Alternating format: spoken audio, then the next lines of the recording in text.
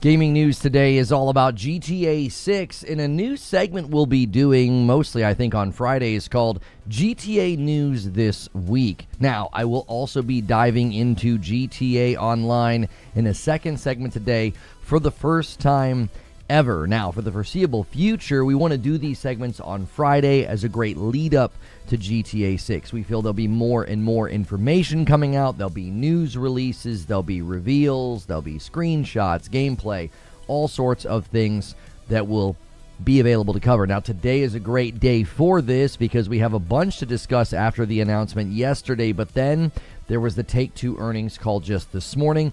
We'll pull out some of the highlights. We may even decide to listen to the segment with the Q&A. Heard some questions this morning that we might find interesting. So if you're watching this later, consider hitting like and subscribe. That's a free way to support what I do. And if you want to support me directly, that is how I do this full time. And the member number has always been about the same. So we still are trying to get to 600 paying members on YouTube. That gets you into the Discord. It also gets you badges and emotes on the channel. So those of you that do that, thanks so much for doing that. Let's get into this one because there's a lot of moving parts here. If you've been sitting around for the last few months scrolling through Twitter, looking at the same old screenshots, and wondering when Rockstar Games was finally going to break their silence, well, they finally did. Rockstar dropped the bomb that we were all waiting for, sort of. On Thursday, August the 27th, there will be an official Grand Theft Auto 6, an extended look. Now, before you get really excited about this, and before we even get into the expectations, we have to talk about how this is rolling out because it's unconventional. This is where the corporate publishing strategy of Take-Two is really starting to show itself to be very non-traditional. They even took questions on their earnings call about this specifically. This is not a standard YouTube drop or Twitter video post. If you're going to boot up Rockstar's YouTube channel or their various social aspects on that date around 3 p.m. Eastern, August the 27th, well, you're going to be disappointed. Why? Well, because the footage is premiering exclusively on Netflix at 3 p.m. Eastern, and for a 6-hour window, it will only be available there. It will hit the official channel and YouTube channel of Rockstar at 9 p.m. the same day. Now, let that sink in for a second. Netflix has been trying to break into the gaming space for years now. Apparently, they have a strong relationship with Rockstar. This was spoken to by Strauss Zelnick on the earnings call, that Netflix has been a great partner with them for distribution and for marketing. Netflix has a very, very big user base. Apparently, we even saw yesterday claims that San Andreas has been downloaded like 58 million times thanks to Netflix, as well as Red Dead Redemption 1 got like 10 million downloads in a 2-month period. But still, think about the money that must have exchanged hands here for Netflix to secure a 6-hour head start on the most anticipated piece of entertainment software in history. Now, we do have a random claim on Twitter that a Netflix PR person said that content creators can react and make content with the reveal as soon as it is live. Now, I'm not buying that without an official word from Netflix. I highly doubt they secured a 6-hour window where even Rockstar won't be pushing anything on their own channels and their own feeds, but then every other YouTuber and streamer can do it. Basically, that would give thousands, actually, it would probably give millions of people a perfectly good reason to skip out on snagging a month of Netflix. It's going to be pretty intense FOMO. This is likely going to be the first look at GTA 6 gameplay that we get, and many people are going to say, listen, I'm not missing out on that. I want to be there moment one. Completely understandable, but if you let people like me co-stream it and react, well then all the people that watch me and many other streamers that are 1,000 times bigger than me, well, their audiences don't have to go to Netflix. Take-Two knows that GTA 6 is not just a game, it is a global cultural event. They essentially walked into the Netflix boardroom and said, if you want eyeballs on your platform, you're going to have to prove you're a serious player in this industry and pay up. Now, Netflix clearly wrote a very big check, which is why I don't think you will be able to do live reactions to this and show it to people until after it has been published on YouTube officially. This is a massive shift in how AAA publishers might leverage their biggest IPs for distribution deals moving forward. If this works, I wouldn't be surprised if we see more platform-exclusive reveal windows for massive games. You could see other people saying, hey, Let's write a check. Let's get that reveal. Let's do some kind of a showcase on our platform. It will draw people to subscribe to us, and with subscription platforms continually running into plateauing problems, it could be a strategy that we see. But let's look at the timing of the announcement, because nothing Take-Two does is an accident. Why would they drop this news on this random Thursday in August? And why would they give us a 3-week advanced notice? Well, it's because the day after, the day that I'm talking about this, the Take-Two Interactive had their earnings call, their quarter one earnings call. And this is something that we knew was going to play a role in when they started marketing and when they said things. CEO Strauss Zelnick is likely playing an investor's relation game. By dropping the GTA 6 news the day before, it gives him some control of the narrative. And I already heard that this morning listening to the call. They were fixating on, why did you go with Netflix? What's the reason for doing it in this way? That allows them to kind of flex their marketing muscle and talk about what's the reasoning behind doing this. They're also increasing the amount of expected revenue coming in, likely because the pre-orders for GTA 6 have been even stronger than maybe they anticipated. More importantly, this announcement subtly does exactly what investors needed it to do. It firmly locks in the November the 19th release date. Over the last few weeks, the rumor mill kept doing what it does. Well, we're going to get another delay. Rockstar is behind schedule. We've heard it all. This announcement puts all those rumors into the ground. The pre-orders are live. The marketing machine is waking up. The hype train has officially left the station. And Take-Two is signaling to their shareholders that their massive multi-billion-dollar net bookings projection for fiscal 2027 isn't just safe and sound, it's increasing. So, the business side is brilliant, but what about the game? Are we actually going to see gameplay on August the 27th? Notice the wording. It's going to be, quote, an extended look. This is not trailer 3.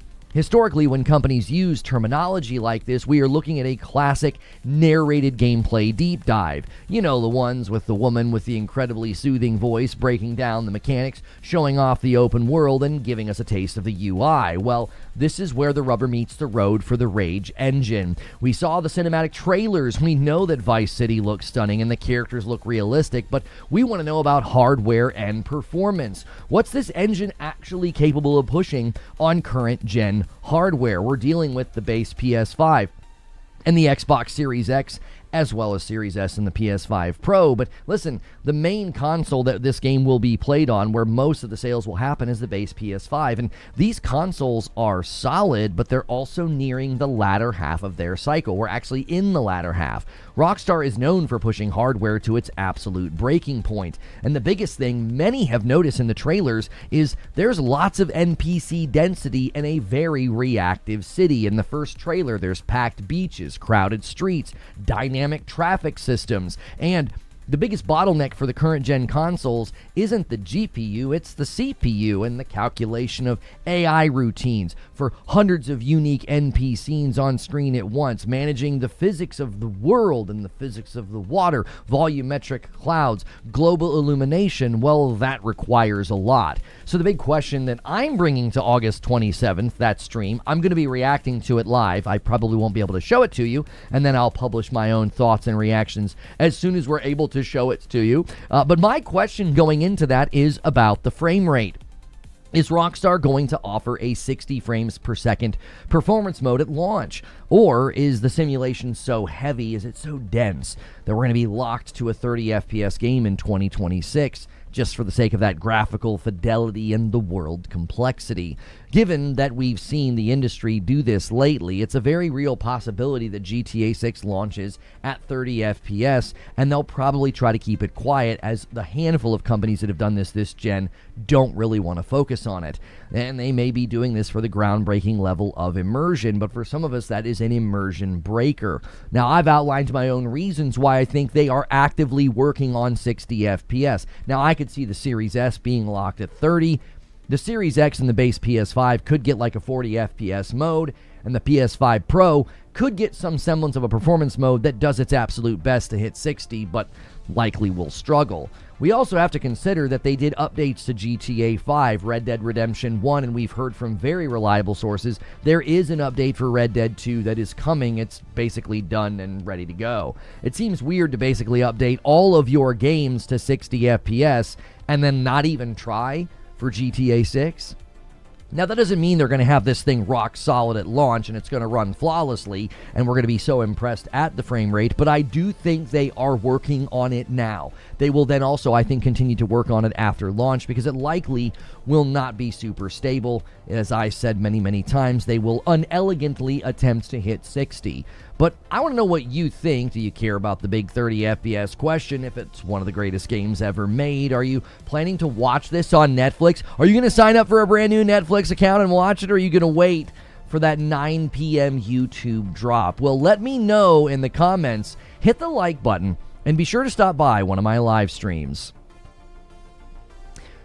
Well, you're in a live stream right now. Good morning, good afternoon, and good evening. Thank you guys so much for being here. We greatly appreciate it. We do have brand new revelations to go over. The Take-Two earnings call happened like moments ago, came to a close, and just before market open, conveniently. And we already have some people working on that goal. You're going to need a big day if you want to have some of the fun prizes and extras that we've been promising. Han shot first, and so did you. Wired Rope comes in with a 10 bomb over there on Twitch and gets us to see 363. We have a handful of incentives for you guys on this week return that we're having because I was out of town last week. Do that due diligence right now, though, and get us to the first 100 likes. And thank you so much for being here. The pre-orders, according to the earnings call, reached an unprecedented and an astonishing level. So they think that they got their pricing model right. I don't think they're worried about doing the whole digital-only thing. And they've increased their revenue expectations on this. So it is pretty impressive the way that they've been able to barely market the game and also seemingly take over the market and the conversation. Somebody says, keep your expectations for 30 FPS. Many people feel that. They feel that, that GTA 6 is going to be, 30 FPS. Did you see York say delayed? Your sentence makes no sense. No one said this game is delayed that's reputable. They just had an earnings call. If you're talking about another game, save that for another day. We are not talking about that. I don't even know what you're referring to. We're talking GTA 6, and the earnings call just happened. If there was a delay, there's no reason to even discuss that. It's not getting delayed. Do you think any other big game franchises can pull something like a Netflix deal off? I think GTA is in a class all of its own. Well, maybe not a specific game, but you could certainly do showcases. You could certainly do big events. Now, obviously, we wouldn't want some of the bigger events to start doing this sort of thing. I don't know if you could see like a Hulu, you know what I mean? York said Animator GTA 5. Okay, cool. It's not getting delayed. Let's just move on, homie. They just had an earnings call. Please stop. Like, you're wasting time. It's not happening. Probably in the smaller percentage of people who doesn't care if I play GTA, but genuinely hope it's what people are looking for. I'm good waiting until Friday that week. Yeah, that's the question. I don't know if you're going to see like a Hulu, Peacock, a Disney Plus or something, or Netflix tries this again to secure some kind of gaming reveal. Yo, Dan, thank you for the $2 super chat. Good morning, all. Hit the like button. Okay, chill. I tell you what. This is me chilling. Bye. Amazing stream, thank you. They said GTA 6 November the 19th like a billion times, ain't no delay. Yeah, I'm just not in the mood for the person that comes in, barely makes any sense, and wants to talk about something that's not happening. Like, take your vibe kill somewhere else. Has Sony lost marketing rights to Netflix? No, this is not a marketing rights situation. So you have to consider the timing. PlayStation flexed their marketing rights during when it mattered most. When they opened up pre-orders, you got a week of just blitz of best on PS5, right? Plays best on PS5. Now we got Strauss Zelnick coming out and saying the pre-orders were unprecedented and they were astonishing. Like, they've increased their expectations for this. Rissick, thank you so much with the first gifted over there on YouTube. Thank you so much. Let me get the exact number. But they're increasing their expectation, right? Calm down's instant ban. Yeah, I'm not in the mood for that. You come in, I ask you not to talk about something, and you keep pushing it and then tell me to calm down. Like, don't quit wasting my time and making me babysit chat. Let's see here. Where did I put that? Here it is. Here it is. So Take-Two has raised their net bookings outlook due to GTA 6, all right? They are saying their net bookings outlook is going from like 8 billion to 8.2 billion. Rissick with another one gets us to 365. We're a 10 bomb away from 375. And Dan's trying to do the same thing. They had the same idea, so we're sitting at 366. The 10 bombs and Agents of Chaos. Well, we're just going to do singles all the way. 367, another one comes in from Rissick. You guys are going to need a massive member train again on Friday. They increased it already, high expectations, but the pre-order numbers have to be as wild as the rumor suggested a while back then. Right, so if you think about like the marketing strategy here, PlayStation got in during the week that mattered most. You know, they raised their net outlook from 8 billion to 8.2 billion, okay? So they're basically like, we're going to make more money than we thought. Strauss Zelnick is saying, yeah, GTA 6 pre-orders are unprecedented. They are astonishing, okay? And the whole time that's happening, you did my part for today. Thank you, Dan. The whole time that's happening, PlayStation's getting to walk into the market, and a 20 bomb comes in from Rissick. And you guys are going to need a lot of those today. And Rissick says, I'll be the first. And there it is, taking the lead from Twitch. I think you guys won yesterday as well. I need to go back and look and see who won at the end of the day, because I said that I would give a 5-bomb to the winning platform yesterday, and because I was playing Gears of War E-Day, I completely forgot to check.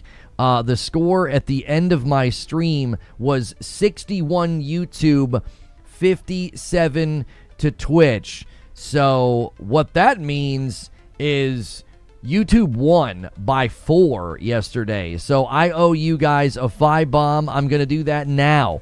Thank you so much, YouTube, for winning yesterday. And thank you, Rissick, for starting the day off with a big one. And we are now heading towards 400 members. You're going to need 500 to unlock that Saturday evening stream. Here goes my part. Count it. Thank you so much, Anthony. So I also don't think that's how marketing contracts work. So let's just take the thing that we know people are going to say. They're going to spin. They're going to mislead. They're just going to flat out walk out into the market and lie to the public. That's the meta that we live in now. You just make money by lying, okay? So people are going to do that. They're going to say, yeah, PlayStation lost the marketing rights. Netflix swooped in, stole the marketing rights. Okay. Let's imagine that that's true, because we have to imagine what most of these people say is true, because very little that they say is true. Let's imagine that that spin is true. Ravenous Gojira comes in and says, another day, another coffee, and then Raijin comes in with 59 months and gets us to 390. We are exactly 10 members away from 400. Remember, whoever hits it gets it. Get to that 400, and your platform gets the gifted member. So let's imagine that that's true. It would be absurd for a marketing contract to be terminated and then a new one signed in the amount of time that we're talking. Companies like this don't do that. They're not like, oh no, PlayStation's getting cooked on Twitter. We better go to Netflix. Like, that'll be better. And Rissick does a single, and then Raijin does a renewal on Purple, and Kardoc Ren drops the 10 bomb and gives it to Twitch. Thank you so much, Kardoc Ren. I now owe Purple a member. And so the idea is absurd. It's absolutely absurd to think that, like, also, you have to understand something. GTA and Rockstar, they knew that PlayStation was doing this. They certainly helped start the engine of going digital only. They're getting unprecedented and astonishing pre-orders, okay? And in the midst of getting those unprecedented and astonishing pre-orders, they're going to back away from the platform that is giving them the most money from pre-orders. I want you to really think about that. Where do you think they're going to make most of their money? Are they going to make most of their money with Netflix, or are they going to make most of their money with PlayStation? So you have to think about that. The largest platform for GTA to make their money during their launch month ain't Netflix. It's PlayStation. They're not going to end a marketing contract with PlayStation and run into the arms of Netflix where you won't even be able to play the dadgum game. They are fostering a continued and good relationship. The other thing that Strauss said on the Take-Two earnings call is Netflix has been great for us with respect to distribution and marketing. Netflix has a very big footprint, so this is a really great way to put GTA 6 in front of the entire user base of Netflix. It's not just about helping Netflix get new subscribers. It's like, hey, you have an enormous subscriber base. Let's get in front of those people, right? Is Rockstar a PS company or solo? I'm not sure what you mean. Rockstar is owned by Take-Two. They're not owned by PlayStation at all. It's clear they're in a marketing deal with PlayStation to some degree, with literal advertisements that Rockstar themselves were advertising plays best on PS5. You could go to the Rockstar website and it said that if you clicked on the link from the right tweet or the right advertisement. Rockstar literally had their own website saying plays best on PS5. I don't think there's any kind of termination of marketing here or a marketing contract that's come to an end. I think they're being very, very intelligent. Strauss is essentially saying there's an enormous footprint here with PlayStation. That's where we make all our money. That's where we're going to get most of our pre-orders. So what do? When the pre-orders go live, they have a 1-week blitz of marketing with PlayStation. Now they're doing this thing with Netflix. Netflix has this enormous user base, this enormous footprint. You know, San Andreas was downloaded, 48, 58 million times, some absurd amount. You know, Red Dead 1 was downloaded like 10 million times in 2 months. You know, all these absurd numbers. And they're like, hey, that's a pretty big audience. Think about it from this perspective. They got a bunch of people that got exposed to Grand Theft Auto video games through Netflix that are going to see a trailer and they're going to see a gameplay extended look and deep dive into a brand new Grand Theft Auto. That PlayStation, I'm sorry, not PlayStation. Rockstar sitting there thinking, that's great.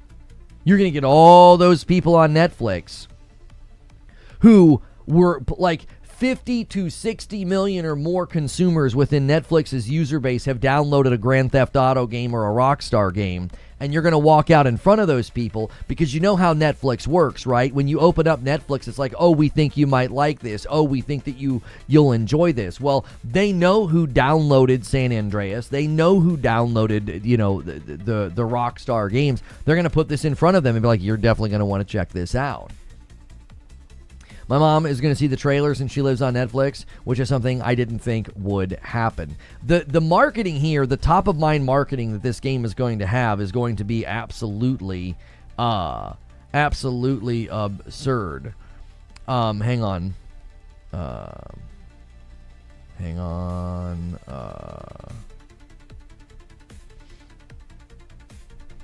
GTA 6 is the first thing I see when I open up Netflix. It's a big, huge coming soon card. Oh, yeah. They're going to be putting it right there, front and center. Not GTA related. What were your final thoughts on Gears? I mean, they've got some polish I'd like to see. Horde was fun, but it got a little laggy. It got a little weird. That could be a connectivity thing that's easy to fix. You know, servers and all that tend to calm down after launch. It was a beta. So I'm not super concerned there. Sound design's wonky in both Horde and PvP. Like, it's hard to tell where people are. It's just awkward. It's hard to describe. PvP was pretty much what I expected, but it felt responsive. It felt fine. I didn't feel like there was a little bit of lag in PvP. I felt like there was way more lag in Horde. Woo coming in with a Prime sub. Thank you so much. Getting us to 403. It's going to be played on PS5.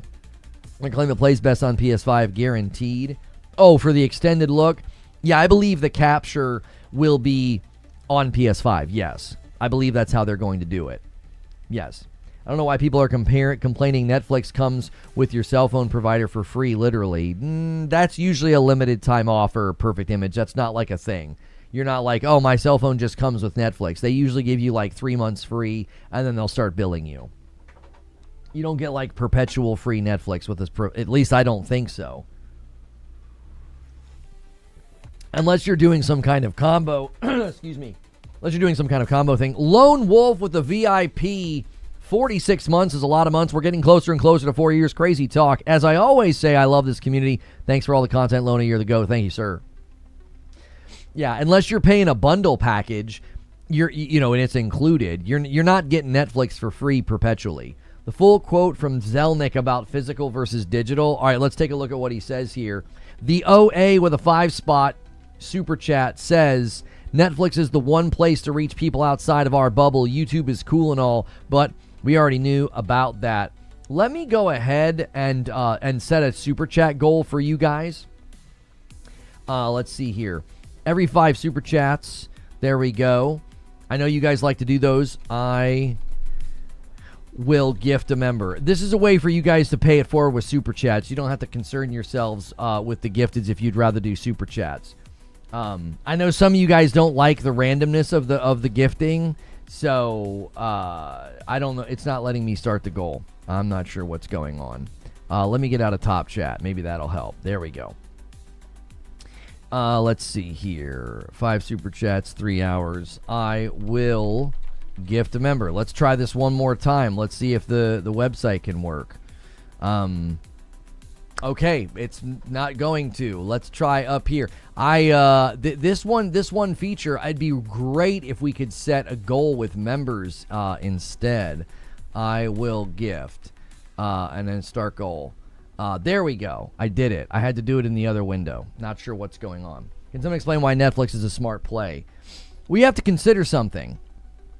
Netflix has been branching into gaming for a while, and not only have they been branching into gaming, they have an enormous user base. Like, a huge user base. I think 187 put it in chat a little earlier. What's the total users that they have? Like 230-something million? All right, so this is Strauss talking about digital versus physical. He says, our business is well over 90% digitally distributed. Zelnick said it's already a digital business, so in certain instances, especially if it's big games, discs just, and note I said discs, they don't really make sense for the consumer. Also, most instances, you have to register online to play anyhow, so if you're already connected, who cares if you download digitally? It's all the same, and it's much more convenient. So that's where the world is going, in our opinion, and I think Sony understands that. We certainly understand that. It doesn't mean that we won't have physical editions now and then. That's a misspelling there, not additions as in addition, subtraction, but additions with an E is what that should say. I'm sure we will in the same way that there's still vinyl in the recorded music business, but in other instances, it just won't make sense. So if anybody's trying to run with the fact that they're like breaking ties with PlayStation over the backlash on Twitter, that homie just sat there and said, no, yeah, we get it, they get it, this is where things are heading. He's basically backing PlayStation with that statement. He literally invokes them in the response. So again, anybody running with that spin that like, oh, the marketing contract has ended and the blowback is working, it's doing nothing, okay? The largest game from probably one of the largest publishers in the world, and they're taking an earnings call question where they're like, no, yeah, this is totally fine. We're not concerned like at all. And he literally invokes Sony in the answer. So Netflix will get more diverse audience, very casual gamers and even non-gamers. They want to hit marketing hard. Well, think about it like this. Netflix has like, over 200 million subscribers or whatever, and they got like 50-something million people to download Grand Theft Auto San Andreas, okay? Who are those people? You know what I'm saying? Now, a percentage of those people have probably already played the game or they're already familiar with GTA, but who in the world are those people? Like, those are people that it might be really good to get your GTA 6 extended look in front of, to be like, hey, check this out, this is the big game you've been hearing about. Like, everybody's heard about GTA 6, I'm assuming, to a certain degree, if they're on Netflix and have also downloaded a video game through Netflix. It would be unusual for those people to to not have heard about it. Well, this is a perfect opportunity to be like, well, we know you've heard about it. Here's extended look at the gameplay. Will GTA 6 be on Netflix to play day one? No. They would have announced that. I think they would have announced that immediately. That's not something that's happening. They're launching on Xbox and PlayStation day one. Netflix is probably planning to get the game at a certain point, but I'm not really sure how they're going to do that, because you're going to be playing it, I'm assuming, through the cloud if you play it through Netflix. You would essentially, quote unquote, download the game and then be able to play it. So they'd have to set it up to be able to play in that way, which I don't think they're going to do that at launch. Do you think the Netflix audience is separate and apart from YouTube? Can't be that different? I'm sure it's a Venn diagram that overlaps, but homie, there's probably tons of people that don't spend much time on YouTube anymore, and they consume all their entertainment on Netflix. They have a very, very large footprint of people. Now, YouTube is enormous. YouTube is a leviathan. It's the biggest video platform in the world. But I don't necessarily think it's about, oh, we need to go over to Netflix to get all the people that don't use YouTube. It's, we need to go over to Netflix because there's a bunch of people over there that have downloaded our games through Netflix's gaming options, and this is a great way to get in front of more people. The Game Awards on Netflix, I would make that deal. Thank you so much for the $5 super chat. Well, the dilemma with that would be Keeley really, really likes to flex the viewership number. So he's on Bilibili, which is China's website that you can watch on because they can't get YouTube in that country. And then he's on YouTube, and then he's on Twitter, and then he's on Twitch. Like, what? I don't even know. Was he on Kick last year? I can't remember.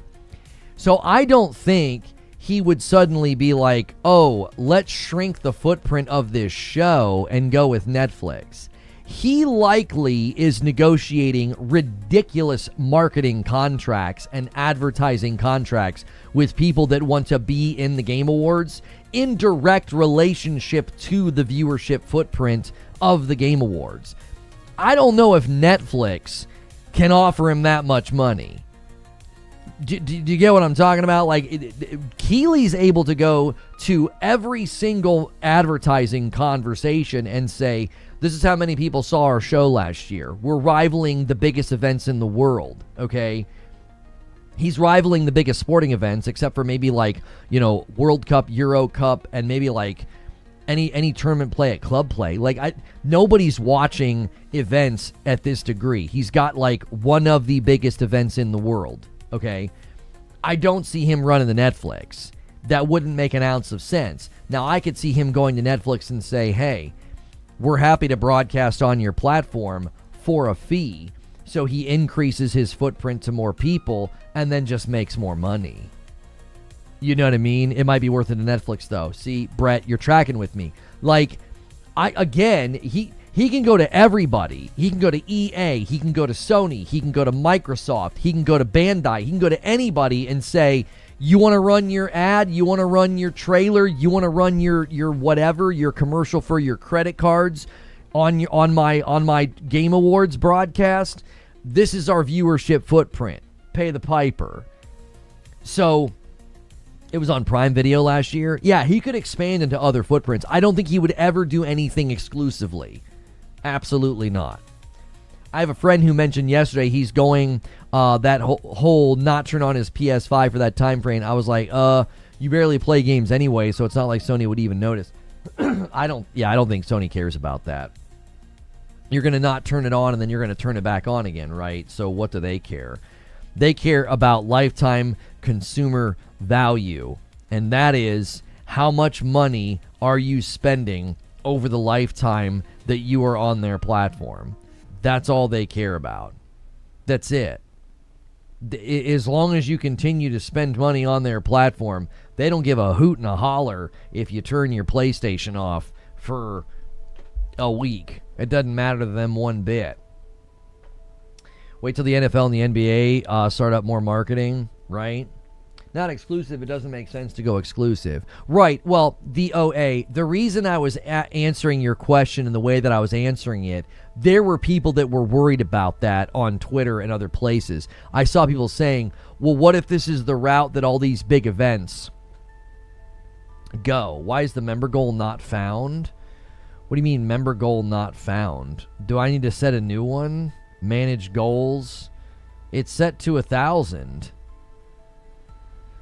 Yeah, I have it set to 1,000 sub points. We're at 543. I mean, I suppose I could do a new one and we could make it a little bit more meager and say, let's go to 750 sub points.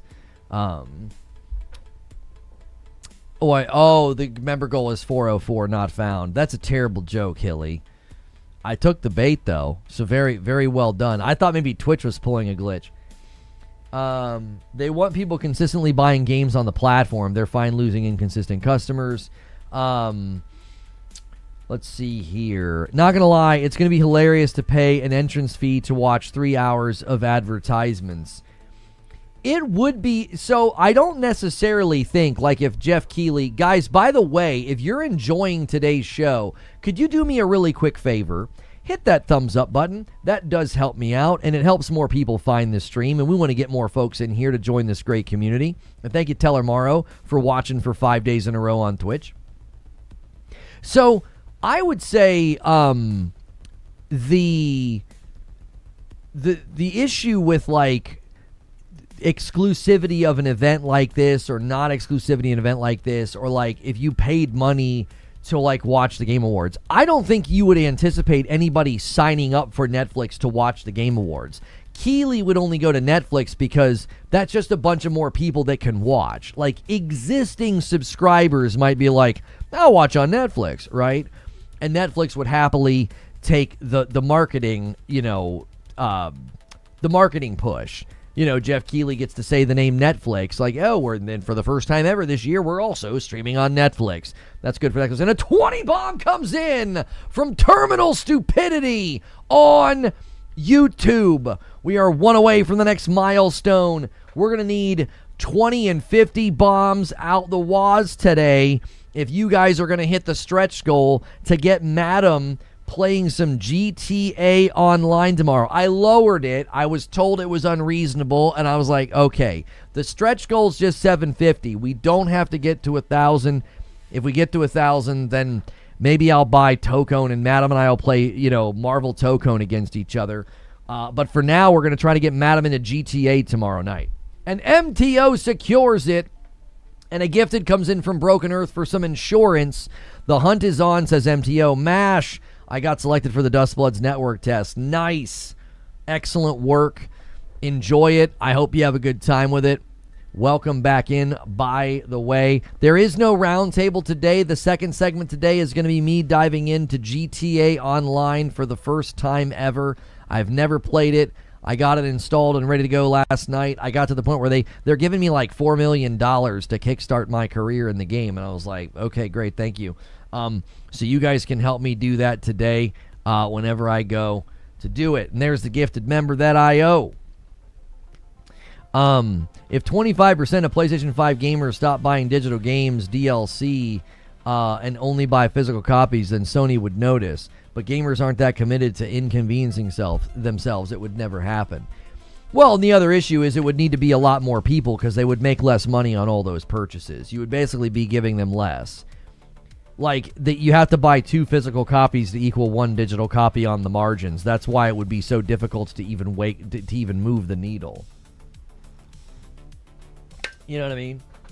$4 million about to build a whole new criminal empire. That's what I'm saying. If you guys like the idea of this segment every Friday, make sure you're subscribed to the channel. It's free to sub, and make sure you're hitting like, and then consider doing a membership. That is how we do this. That's how I can do all the extra segments and do things on Saturday and do extra streams when we have that level of support. We're able to put more time in and less time on things like uploads and things. I can just spend more time hanging out with a live audience.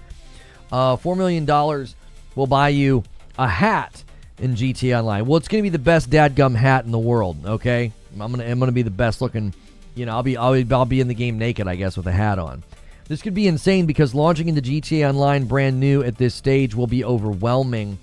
Do invite only first unless you want to deal with griefers. Yeah, we're definitely gonna guard the play session against that. There's no sense in me booting up and just getting grief the entire time. And a single comes in from Lone Wolf, and he gets us to 427. And another 5 spot comes in from the English O, or the is that who you are, English O Cake? I can't remember. The OA. My one fear, though, he says, is Netflix splitting the extended look into 2 parts and canceling the second one before it airs. And Lone Wolf with another one gets us to 428. Here's the thing. I don't think there's any reason to fear that the GTA 6 extended look is going to get broken into 2 parts. I don't think there's any reason to worry about that. Number one, they've announced it. It's coming. We know that it's coming, right? And another one comes in from Lone Wolf. Lone Wolf is trying to tempt somebody to do a 20 bomb, okay? So listen, if you guys are on YouTube and you're going to do a 20 bomb, get ready because Twitch can steal this one. And there it is. There's the single from Lone Wolf, and we're now exactly 20 away from 450. Thank you, sir. Heck of a setup. Lone Wolf says, you're darn right I am. He's like, I want some of the big ones. He wants the big gifts today. No 50s, no 10s. He wants the 20s. Arkham with the $5 super chat gets us 3-way on that super chat goal. Thank you, Arkham, for contributing. It doesn't mean that we won't have physical editions now and then. Does that mean they might do limited physical editions at some point? Excellent question. Excellent question, Arkham. Every time I say excellent now, I hear Burnt Peanut. Excellent raid, boys. Excellent. I like excellent question. Here's the thing. I would bet that what he's referring to is collector's editions, physical editions that come with like extra stuff. You'll notice in that section and in that quote, he's not talking about discs. He specifically states that he's not talking about discs. He's talking about physical editions in the store that you would go and buy without a disc. If you ever get a chance, try out Sumo Remix and GTA Online with some members. It's probably the best multiplayer game mode in my opinion. Listen, we could spend the next couple of months really digging in on that game and having fun community game nights with you guys, okay? Because, you know, the online portion's free, so. In any case, I could see them doing that. I could see them, like, they're in the storefronts, they're in the retail stores. I mean, you have to understand something. He just specified a little bit more what he means when he says physical. He said there would be physical editions of GTA 6 earlier this year. He was referring to a dadgum jewel case in the store with like a code in it. Ala Park with 48 months, and he says 4 years. That's a lot of months, man. Welcome back in. Thanks for the VIP. I'm being sarcastic, says the OA, because if you check my handle, it refers to the OA. That Netflix canceled. Oh, you'll never forgive them. Okay, the OA. Now I understand. I thought you were English Oatcake. I don't know why I got that in my head. Thank you for all the super chats, dude. You're very, very consistently coming in here and dropping super chats on the channel, and those are another great way of supporting. Guys, there's 3 ways to support. You know, hit sub and like and be here every day. That's the first and most important thing to do. Sub to the channel, hit like, be here every day. That costs you your time, and I try to make it a great time, all right? The second thing you can do is super chats. The third thing you can do is members, right? Do your own membership for $5, or you can gift people to get memberships. Those are all great ways to support what I do, so thank you. I was English Oatcake. Oh, hence the EO. There you go. I knew English Oatcake changed his name. OAEO. I got you guys flipped around in my head. My apologies.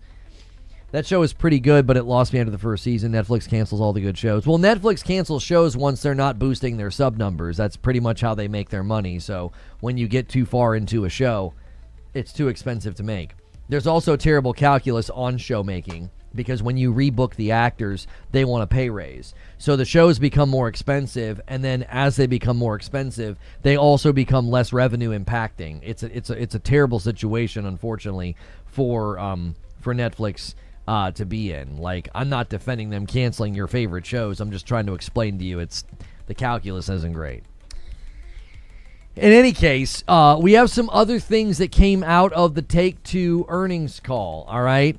There were a handful of things that came out of this today. They basically spoke to, they said, with Rockstar Games' recent announcement of Grand Theft Auto 6 and extended look coming on August 27th, they said, we believe consumers' passion and anticipation for the next evolution of this iconic series will grow further, leading to the title's November 19th release. All right? Okay, hang on one second. Let's do this. There you go. This me. Somebody wants a picture of my Discord. I was trying to connect with somebody via Discord, and they have it set up to where they're not accepting friend requests, so I'm having to do it. Let's see here. What else did they say? Here we go. Here's another thing that came out of the Take-Two earnings call.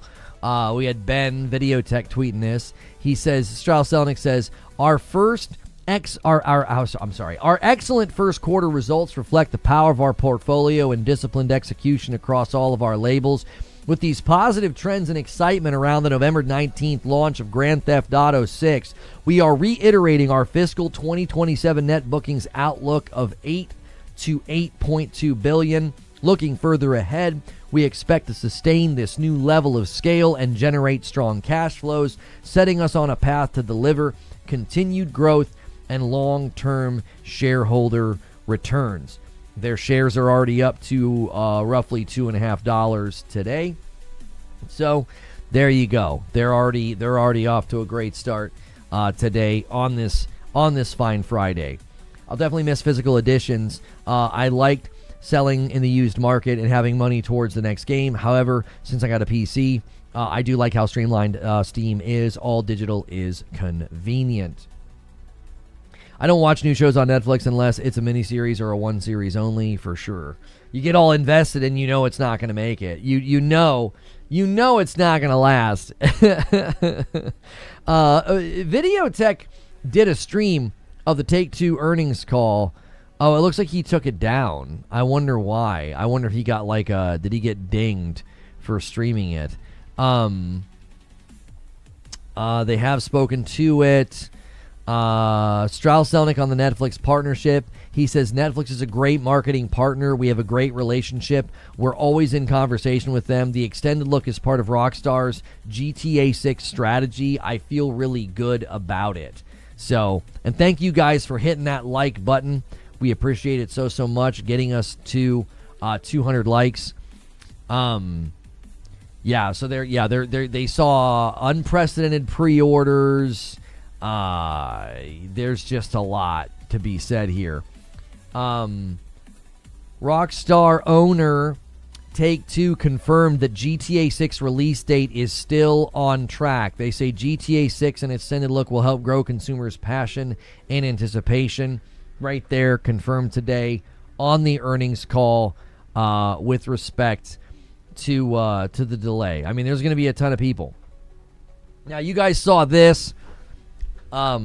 This guy named Steve Vigvari, and he is saying, for all content creators worried about Netflix striking the Grand Theft Auto 6 extended look, he said, you're welcome to cover it as you wish. Reaction videos, breakdowns, etc. once it's live. A Netflix rep told me. My concern is either this is just somebody, blowing smoke to him, or once it's live means once it's live to the public. On Netflix isn't exactly live, but that's how people are interpreting it. I said no offense to Steve, but I need something more official than this. Rockstar isn't posting the extended look for 6 hours, but I can just co-stream and react. Feeling skeptical about this claim. I am in severe doubt that Netflix paid for this 6-hour exclusivity window, and then they're just going to let every YouTuber on God's green earth co-stream and restream and react, so that you have you have millions of people then that are like, oh, I don't have to go to Netflix. Netflix doesn't want you just signing up to Netflix. They want the DAU. They want the daily active user number to spike that day so they can go to their bosses and their executives and say, hey, that contract was worth it, you know? You got to think about the millions of people that are subscribed to Netflix that would prefer watching with their favorite YouTuber or their favorite streamer. And you're basically telling those people that they don't have to go to Netflix. That's still a metric number that Netflix wants on their books. I'm very, very doubtful that we are going to be able to legitimately co-stream and react to the event when it's only on Netflix. I do not think that's going to be allowed. They're going to be probably striking channels that attempt to do it. I really hope Netflix speaks definitively to it. I mean, if they come out and say it's open season, go ahead. Number one, I think they're insane. I think that's an odd use of their money.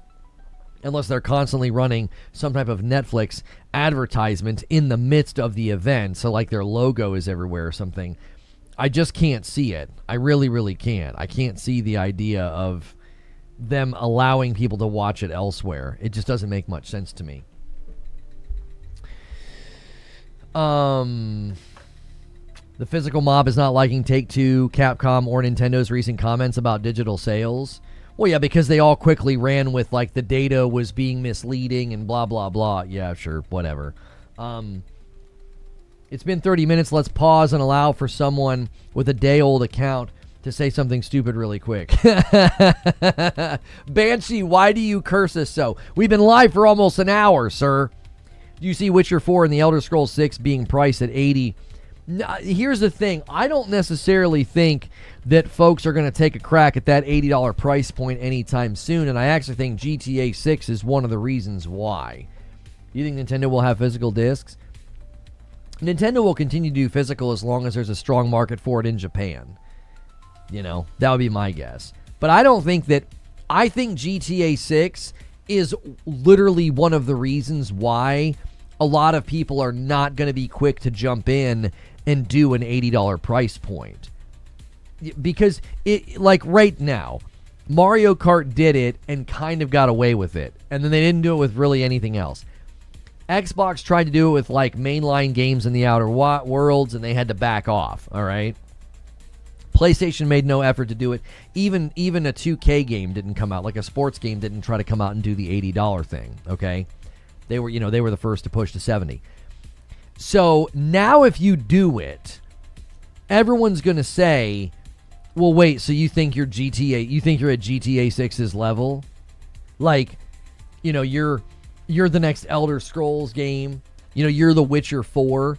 You think you're at GTA 6's level? You have to think about it from the perspective of, like, Nintendo was able to weather the $80 price point with Mario Kart because it was kind of hitched to the wagon of a new system, and it kind of got to hide in the fog of excitement and hype and everything else. That price point kind of got to hide, if we're honest. As soon as somebody else tried it, it didn't go well for them, and then Xbox had to, like, turn, tuck, tail, and run and, like, apologize and, like, oh, yeah, we're not going to do that, okay? So if you're standing alone, let's take The Witcher 4. The Witcher 4 is standing alone. They're not owned by some big corporation like Microsoft that or they're not some game like GTA 6 where people will just look the other way and be like, yeah, oh well, it's an extra $10. They kind of have to stand alone in the market. And if you come out and you make your game 80, that's all anybody's going to talk about. And I don't know if you want that to be the marketing around your game. Isn't Nintendo doing 80 on Fire Emblem? Oh, have they done it with another game since? I felt like they turned away from it because it wasn't going to work. I thought they got a lot of criticism for it. Is this the new one? What's the new Fire Emblem? Oh, Fire Emblem is officially going to be Nintendo's second $80 physical game on Switch 2. You're right. I didn't catch that news. You are correct. See, Nintendo's playing a different game, though, I feel. Many games are 80 on Nintendo. Not according to this. This is their second $80 game. So I don't know what games have been 80. I feel like that would have been pretty major headlines. The $80 price point was largely very stigmatized. It did not go over well. So they're doing 80 for the physical and 70 for the digital. Nintendo's playing a bit of a different game. I think they're trying to get people off of physical, personally. I think that's what they're doing. Kirby Air Riders was also 80, if I recall. Well, then the headline I just read was wrong. Was Kirby Air Riders $80? No, the standard U.S. retail price for Kirby Air Riders was 70 USD. There was special regional pricing in Europe that hit 80 euro, but that has like the taxes included. I'm not seeing any reports that Kirby Air Riders was 80. Homies, I feel like that would have been major breaking news that we would have covered, that there were other $80 games entering the market. They did it with Mario Kart. They backed off. Xbox tried to do it. They backed off. GTA 6 has now successfully done it. Now, you could be right. And the reason that you could be right is publishers may view GTA 6 as the starter pistol. The publishers are going to be like, let's do 80. Let's do 80. They did 80. That's the starting pistol. Let's go. Right? So you could be right. Like this Fire Emblem coming out, 80 physical, 70 digital. Maybe they're starting to see that, like, you know what? Once GTA 6 does it, if everybody does it, then we're good. Like, we're good to go. We might as well all do it at the exact same time. Hang on, I got to snooze the stinking cameras or I'll get buzzed like 85 times. It's not really moving the needle either way. Split is still basically 50-50 when physical is available. I'm not sure what you mean. The split is still 50-50. What are you basing that off of? If you count for inflation, games in the 90s were way more than 80. Yeah, and I mean, listen, that's a great point to make, but that point also doesn't really land on anybody because people don't care. Like, you can be factually correct and the consumer can shrug and say, I don't care. Does the consumer really care about the prices of things according to inflation in 1995? 30 years ago? They don't care. Like, GTA 6 being $80 could certainly be viewed as the starter pistol. Publishers everywhere could say, you know what? That's our signal. We all need to increase our prices now. That definitely could be happening, especially when you have a Take-Two earnings call that just happened, and they're saying in their Take-Two earnings call that their pre-orders were unprecedented. They're increasing the amount of money they expect to get from this game. I still think you're playing with fire to consider it as a norm. At some level, you're not wrong, but also people are probably having pricing fatigue where like they're just getting tired and they're just going to stop paying attention to it. Like at a certain point, it is as long as you've got disposable income to spend on your hobby, you're not going to keep wringing your hands over every price increase. You're going to get worn out by it. Now, there's another thing that can happen. People can get tired of it and they can stop engaging altogether. They can like walk away, you know, and they can decide that they don't want anything to do with gaming. The hope of the companies would probably be that when you increase the prices, your margins go up so much that it doesn't matter if you lose people along the way. So the Take-Two earnings call is certainly going to send a potentially loud and clear signal to the market that, hey, now's a great time to raise your prices. And, you know, the Fire Emblem game could quite literally be the first big thing that gets people to be okay with it. Well, maybe not okay with it, but it just starts to get yelled about less. They will sell at whatever price is ideal. It doesn't matter if a few loud people on social media complain. Right. The issue is always going to come down to, it always comes down to putting your money where your mouth is, right? Putting your money where your mouth is. And I think that's always going to be the struggle with price increases, is that if you do it in a way where like everybody's kind of simultaneously raising at the same time, and you have a couple of brave souls that can go out ahead and do it, Well, you're going to have a you're going to have a ripple effect. It almost spreads. It spreads like a contagion. You know what I mean? It's like a pricing contagion. And GTA 6 could be the patient zero. I guess Mario Kart would be patient zero. $80 for Breath of the Wild and Tears of the Kingdom Switch 2 version. Yeah, I guess that's kind of true, isn't it? Because you got to pay for the upgrades or whatever. Can you just buy straight up versions that are Switch 2 bundled and not pay $80? I actually don't know because I just bought the upgrades. I remember saving up to buy Mike Tyson's Punch-Out. It was $40 in 1987. Here's a question about the GTA 6 extended look, okay? We talked about this a little bit yesterday. Do you think we get any indication at all on performance? Or I think they're going to focus mostly on mechanics. Bonanza was expensive as well. No, Donkey Kong Bonanza was... Donkey Kong... Bonanza launch price. Donkey Kong Bonanza launch price was $70. Yeah, it was $70. They didn't increase the price. That was another false story that got spread around that Donkey Kong was going to be $80 or whatever.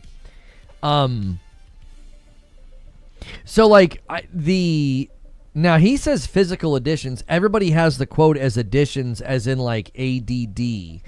I wonder if he's talking about physical editions, as in like they'll do additive physical things, like again like collector's editions. That's such a weird way to spell it. In any case, I think they're primarily going to focus the GTA 6 gameplay extended look. I think they're going to focus on mechanics. Like they're going to talk about what the city does. They're going to talk about what you can do. They'll probably show like character customization. They'll show some gameplay from the campaign. Good morning, Loto. I'm late to the conversation, but it feels a little bit like companies are intentionally keeping the conversation about digital versus physical and not about digital ownership. Well, of course, Hero. You have to understand something. In this instance here, so, if you look at this quote, when the Take-Two CEO speaks to physical media, you have to ask the question, who is he talking to? This is a fundamental question when you're ever reading anything. I've been reading books about this recently, like the intended audience can largely change how you view statements being made, okay? So, his intended audience here is shareholders.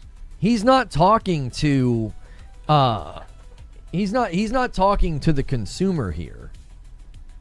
He's not. He's talking to shareholders. So there's no reason for him to talk about digital rights. There's no reason for him to talk about that.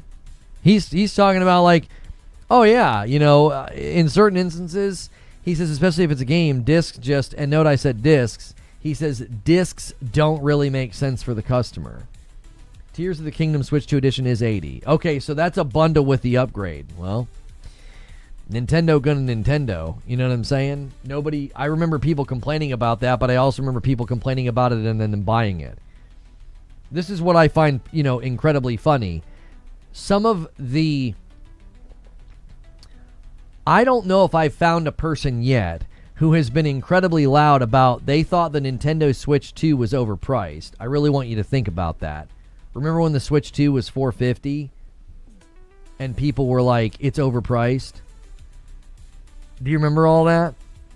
Remember how stupid and entitled that was? Like, oh, $450, give me a break. It was like, it's a really good device. $450 seems more than fair. And then they all went and bought it anyway.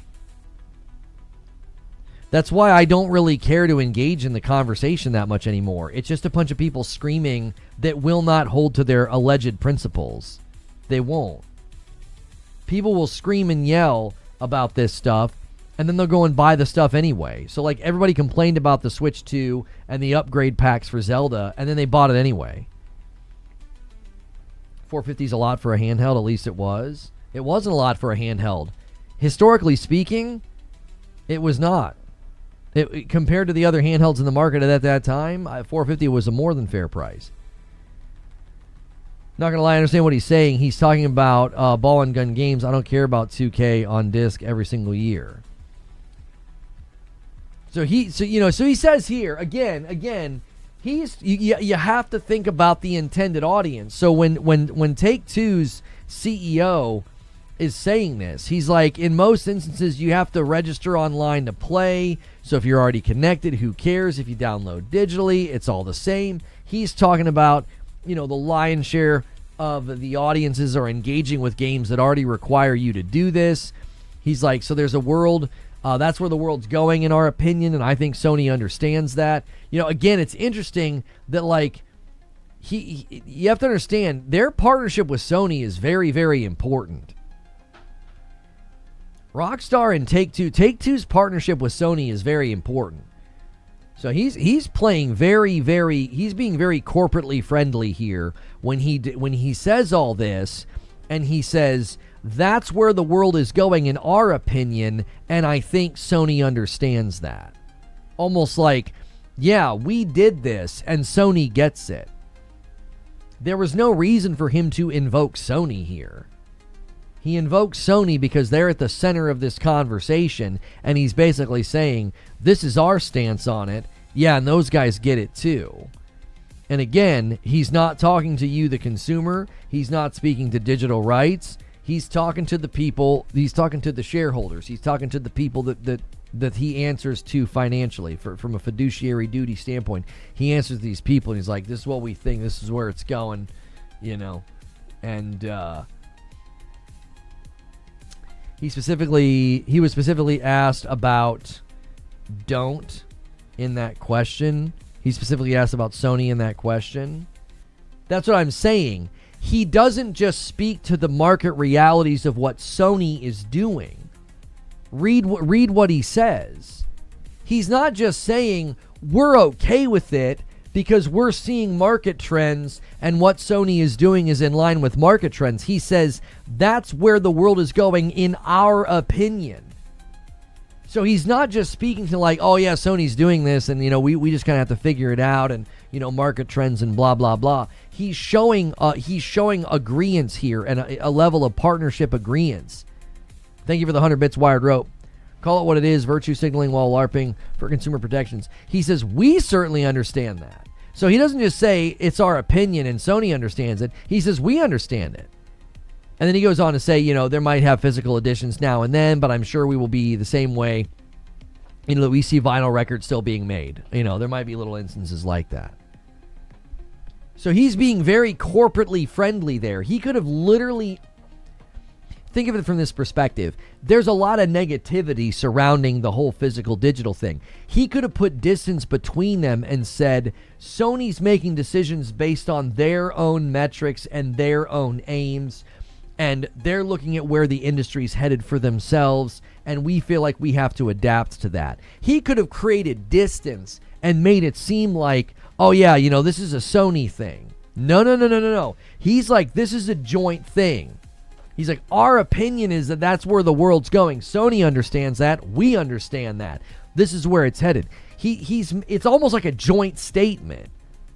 It's like he's speaking for both companies. That's a pretty significant thing. So again, I'm pushing back on the notion that like the blowback matters and that, PlayStation lost the marketing rights because, Take-Two and Rockstar saw the blowback and they don't want anything to do with PlayStation. This homie's answering a question and is like, we're of the same mind on this. We're of the same mind. We're in agreement with each other on this. And that's just the way things are. You know what I'm saying? Like, I know this upsets people. I know people rail. I've been called a corporate shill since the news broke. Listen, understanding what businessmen say doesn't make you a shill. And railing and screaming about it doesn't make you impressive. It's like, I don't know why people think that that's like an impressive sign of anything. It's a sign of emotional immaturity. And it's like, what are you doing? This is a business. This is the business world. You're entitled to nothing. Like, That's not shilling for a company. These companies are looking at the global realities of the industry and they're saying, this is what we're going to do. Take it or leave it. Sorry. You know what I mean? Welcome to the real world. Like, they're in agreement. He's not even trying to distance it. He's talking to the shareholders, and he's not even trying to distance them and shield themselves from the backlash. He's just like, no, yeah, this is where things are going. Do you want to know why he's talking like that? The reason he's talking like that is because money talks and bullshit walks. Like, that's the facts. Like, money talks. Money talks. He's talking to shareholders. He's like, this is the way. This is where the money is. Do you want us to go make money? Or do you want us to be nice? Which is it? Which do you want? You want us to go make money, right? Okay, well, this is what we're doing. We're going to go make money. And the shareholders are like, thank you for doing that. Money talks. You know what's funny?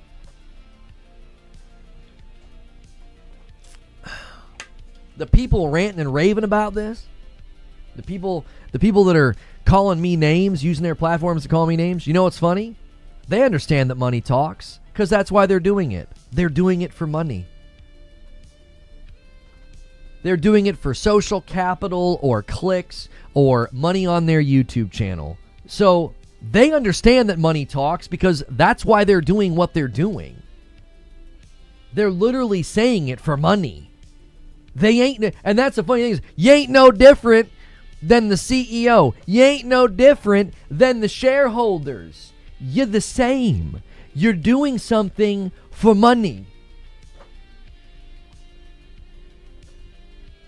A 10 spot from Hidden Siriu getting us to 441.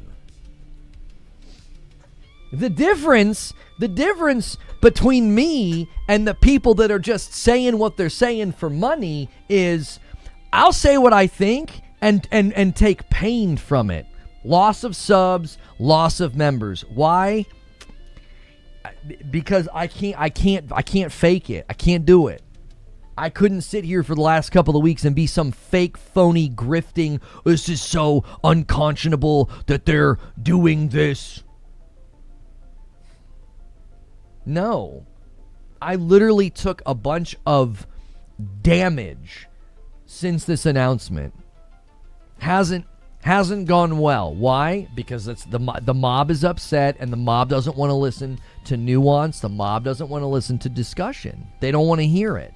They want to hear rage. They want to hear us versus them. They want to see the mythical they on the thumbnail. They think you're stupid. They're trying to steal from you. They. I'm not doing that. Sorry. Make way less money. That's the facts. Make way less money. Financially damaging. So the idea that like corporate shilling and grifting and they're saying all that, that's the funny thing, is the people that are saying that, they're the ones grifting and LARPing and doing it for money. That's literally why they're doing it. It's good for viewership. It's good for their bottom line to scream and yell and to pull up folks like me and call me a corporate shill. Really good for the pocketbook. It's not been good for my pocketbook to take this position. Have I waffled? Have I wavered? Have I moved in my position because of what it's done to me? Nope. No. Sorry. Like, if that's upsetting you, if you've unsubbed, if you've canceled your membership, because I just looked at the business angle of this and just accepted it, and I was like, this is just where things are going. Sorry, I converted to digital only a long time ago anyway. Sorry, I won't tell you what you want to hear, but that's how I've always run my channel. And in the 11 years I've done this, I've never kowtowed to what the audience wants, ever. Barrett, thank you so much for the gifted. Getting us to 442. You lost subs? We've taken a massive hit since this announcement. Yes. Because I won't go along with the mob. Won't go along with the mob.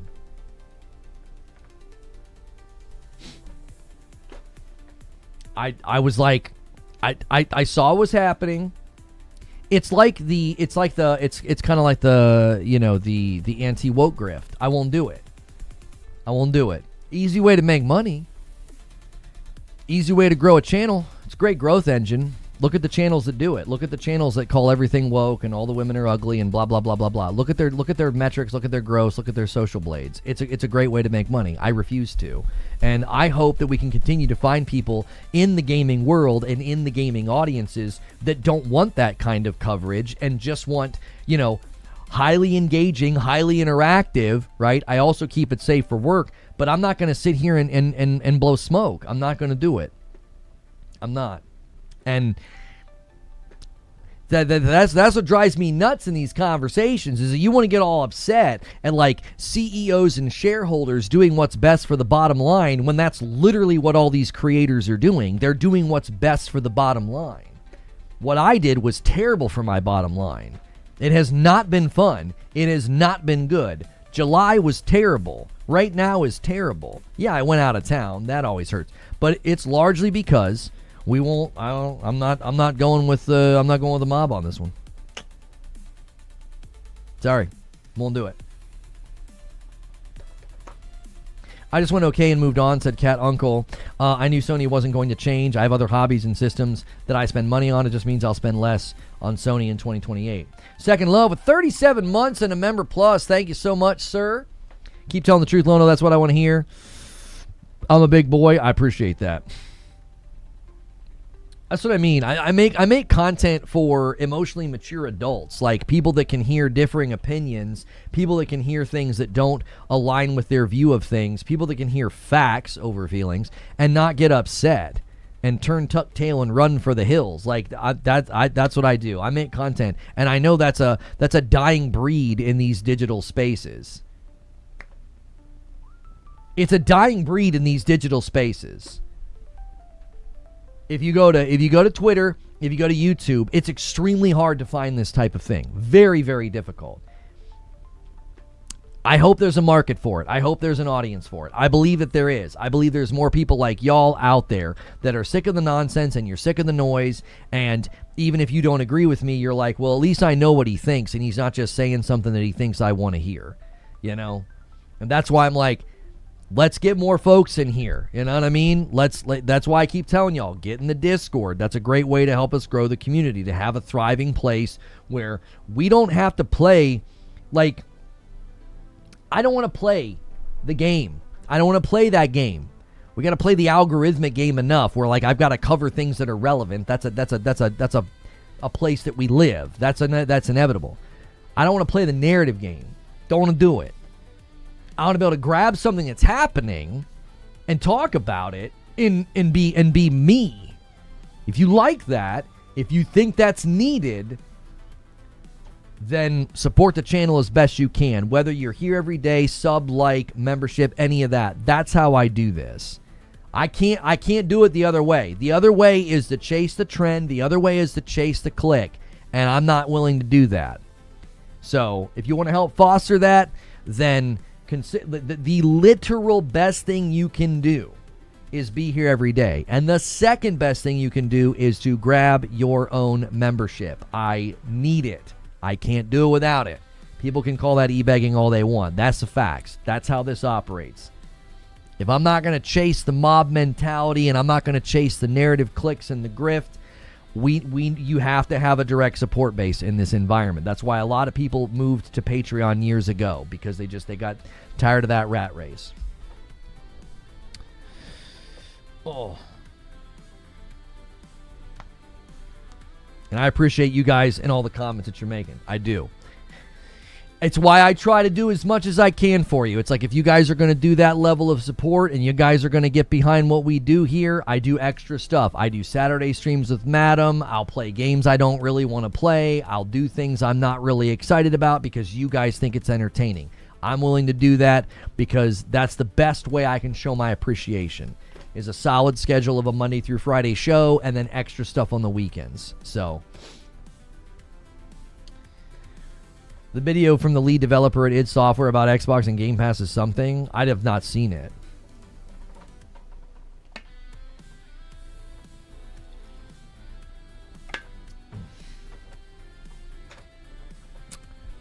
Here every day. I appreciate it, Skillful. Not all bags are worth chasing. That's what I'm saying. And Cat Uncle drops a 5 bomb and gets us to 448. We're 2 away. A really great way to ensure that the gifted members go to new people is that if you're here all the time and you consistently get a gifted membership, if you can afford the $5 a month, you know what I'm saying? That's 1 cup of coffee a month. If you can do the 1 a month, you're going to make room for others. 5 comes from Bareth Champion, and there it is, 453. I owe YouTube a member. And Frank comes in with a single and gets us to 454. We're 1 away from some good bait. The current goal is to get to 750, and we'll make Madam play Grand Theft Auto Online tomorrow night. It'll probably be hysterical. If you guys go buck wild insane, then Madam and I have to play against each other in Marvel Toko and Fighting Souls, which you guys might end up enjoying more anyway. You have to see that video. We'll have to do that another day. Today's about GTA 6 and the Take-Two earnings call. The worst that will happen is a strike. You understand what a strike means for a YouTube channel, right? Like, this guy's like, do it anyway. The worst that could happen is a strike. Do you understand what happens to a YouTube channel when it gets a copyright strike? Not a copyright claim? Hey, there's a brand new member, GDO9979. I'll tell you what I'll do. Boom, boom. For the rest of the day, any brand new member that pops up like that with a white badge is worth 2. Rest of the day, I'm doubling. If you sign up right now as a brand new member on either platform, I'm counting it as 2. No, Pobody's Nerfic with 46 months. Let's get it. That's a channel killer. Yeah, it literally demonetizes your channel when you get a strike. You don't just get a strike and you're like, oh, boo. Like, so the question is whether or not you can co-stream and react to the Netflix thing. And I'm saying I don't think we can. Hang on. I've been here before, says GDO. Just a different channel. Got you, bro. I appreciate that. Spread the word. Milk Dud with 34 months. Thank you. One of the best things you can do is if you like what we do here and you know there are people that are tired of the circus show in these spaces, tell them to come to the channel. Tell them to come and listen. Support. Like, jump in. That's the ticket. Like, that's how we do this. I can't do this without y'all. We're in this together. Like, I literally sit in a chair and I'm like able to do this because of the highly interactivity. You guys bring some great arguments. You guys contribute immensely to what we do here. Just with your chatting, you guys are an immense aspect of what we do here. I don't know if you see it. It's an organic thing. Like, you guys are a massive part of why this works. Can we talk about worrying about Gears of War E-Day Steam numbers? I thought it exceeded like all previous numbers they've ever gotten. I played a little Tokone last night. For someone who plays fighting games casually, there's a lot to learn. Oof. Okay. Z Valor with a month of memberships. Thanks for making my mornings less boring. Well, thanks for making my mornings less boring. You're here. You're a part of what we do. Thank you. You keep it real and honest, which is why I've tuned in for so long as I have. It's much appreciated, Lono. Keep keeping it real. Remember Reach. I appreciate that. Thank you. Trying to get the man knocked out the algos talking like that. That's right. And a 5 bomb comes in from Behemoth and gets us to 464. Thank you so much. I appreciate that, Behemoth. I'll give you a couple of months, Lono. I like the new direction. I appreciate that. Thank you. We are trying to move away from some of that stuff. Like, we'll obviously have to talk about things happening in the industry, but I don't want to sit in it anymore. Like, we'll talk about, like, if something happens and we feel like it's relevant, but I don't want to sit in it. Man, we had to sit in some of those conversations for way too long. And Broken Earth with a single. Broken Earth is trying to bait the 10 bomb to 475. We'll see if anybody takes the bait. Thank you, Broken Earth. Chocone ain't that bad. Newcomers, trust me, the auto combos are easy. Seriously, it's brain dead. And a 5 bomb comes in from T-Man Grove and gets us to 470. Thank you very, very much. We got a long day ahead of us. We're not doing the show with Ginger today. I'm going to be jumping into GTA Online for the first time ever. I've never set foot in the game, and I'm going to be trying it out. And if you guys like that kind of content and you think this is going to be something fun we can do every Friday, make sure you're here, okay? Make sure you're subbed to the channel. We're going to do a GTA news show every Friday morning all the way up until GTA 6, and then we're going to see what we can do in GTA Online, playing with y'all, doing fun things on the weekend, maybe with you guys, community game nights, include my wife on those Saturday streams, things like that. Gunner says, I've been catching more of your streams while I work from home. I enjoy your takes, and it makes me feel like I'm not in the minority in my way of thinking when it comes to gaming. Well, I greatly appreciate that, Gunner. Thank you. I really do. That is the best thing you can do if you like what I do. If you like what I do, be here as often as you possibly can. If you don't see me on your homepage, go to your sub feed. Like when you're on YouTube, there's that button that says subscriptions. Go there. I'll be there every day, unless I'm out of town. I go out of town 3 times a year. I do a Florida trip. I do an Ohio trip. I do a Thanksgiving trip. That's it. 3 times a year I'm not here, unless something like comes up like an emergency or something, which is almost never, but you never know. I'm very consistent. You hit that subscriptions tab, I will be there. If you're ever like, well, where's Reforge? Don't just trust your homepage, boys. Click on that sub tab. Do you think Gears of War E-Day is going to sell like crazy? No, I don't think it's going to be commercially successful because there's too many people that don't have to buy it, and they limited the reach of it. I'm hopefully they don't do to Coalition what they've done to other studios whose games underperformed. So, without your streams, I'm lost. We've been saying it a lot, and let the hearer understand. If you like this show, that's the best way to keep it going, is to be here every day and to do that $5 membership. If you can't do the $5 membership, then do all the other things. Be here, hit like, share the stream with people you think might like it. That's it. If you're like, listen, man, I'm sorry, I can't do a membership. Completely understandable. Times are tough.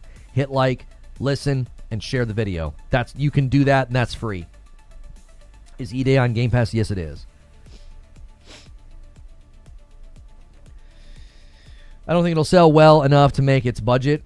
And a 5-bomb comes in from Jesse. Boom, 475. And there it is. I owe a member to YouTube. We're getting there, boys. We're getting there. Secure that 500, and then we can start working on the 750. All right? We needed a bounce back week. And this is the one. This is the day. And Narwaffle comes in with a single. He's going to be the agent of chaos. And he's going to push us past 475 to 476.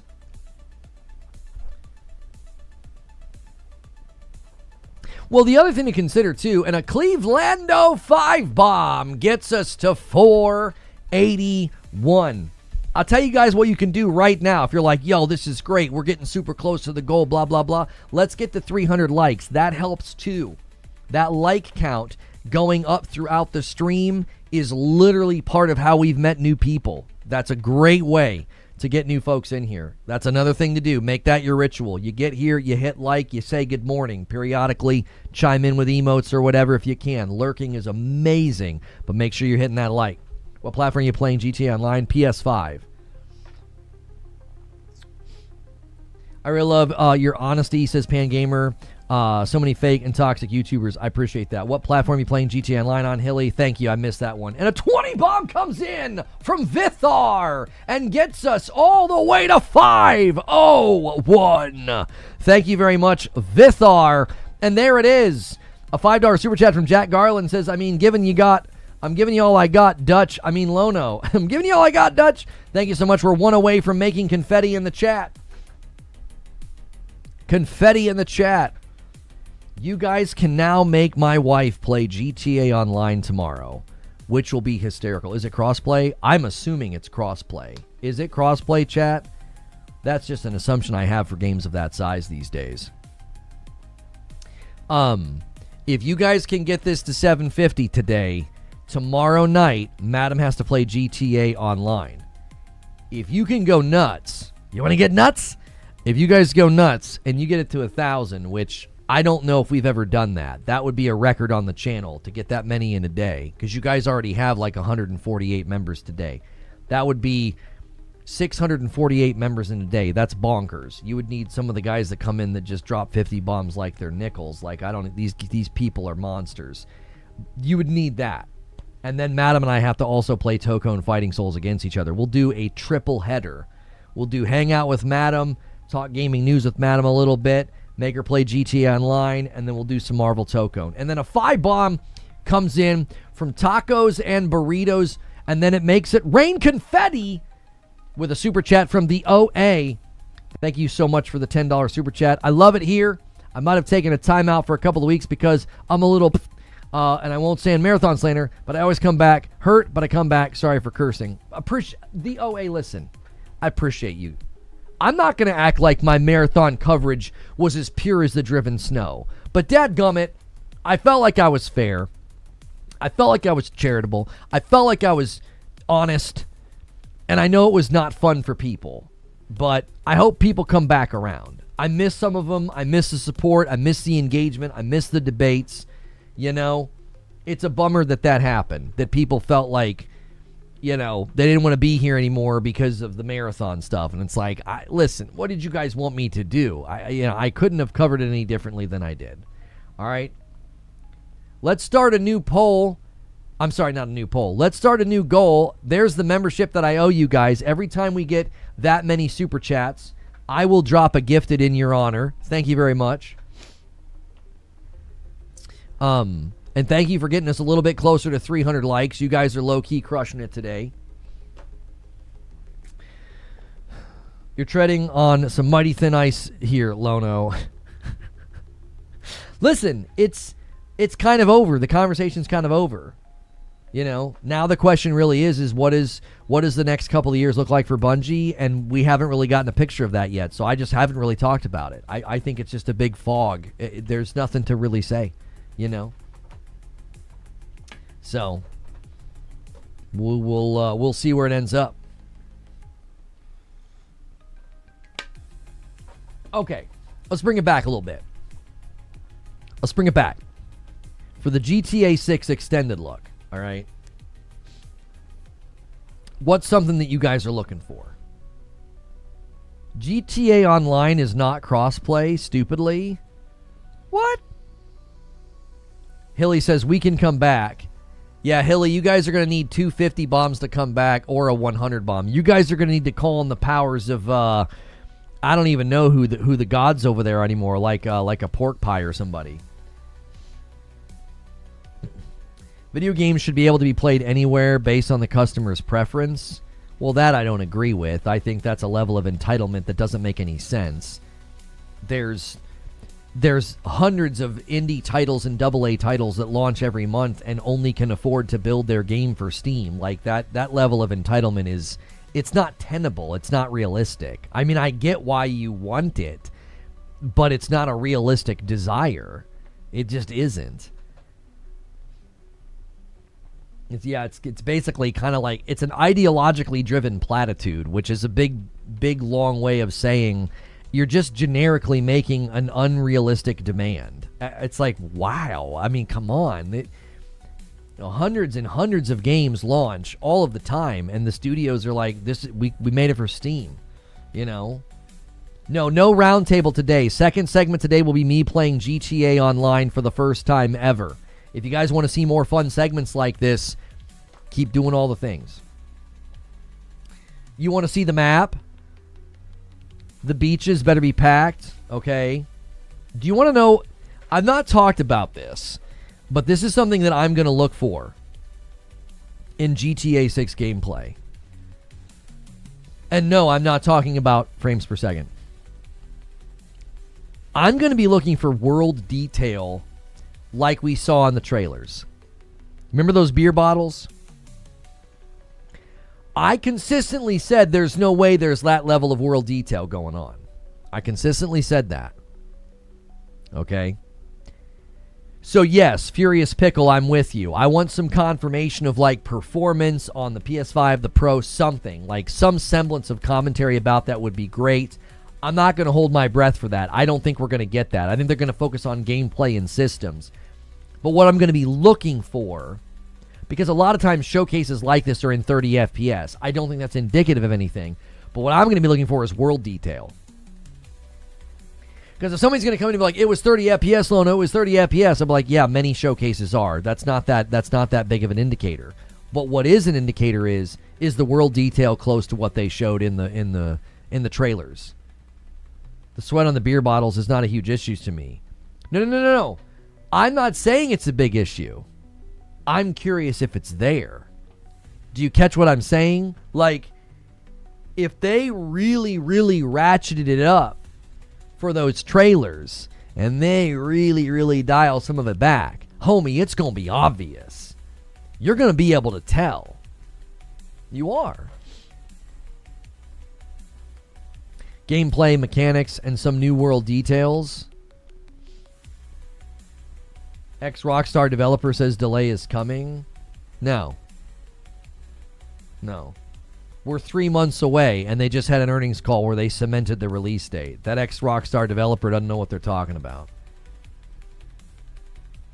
They're either saying it for attention, or they're just trying to stir things. I don't know why the ex-Rockstar dev is saying that. I also don't know what they said. We've been in this situation before where like an ex-Rockstar dev will be like, given everything going on, I could see it getting another delay. And people are like, ex-Rockstar developer says that GTA 6 will be delayed again. And he's like, I didn't say that. Like, you know what I'm saying? An ex-developer could be sitting on a podcast and just like make an offhanded remark.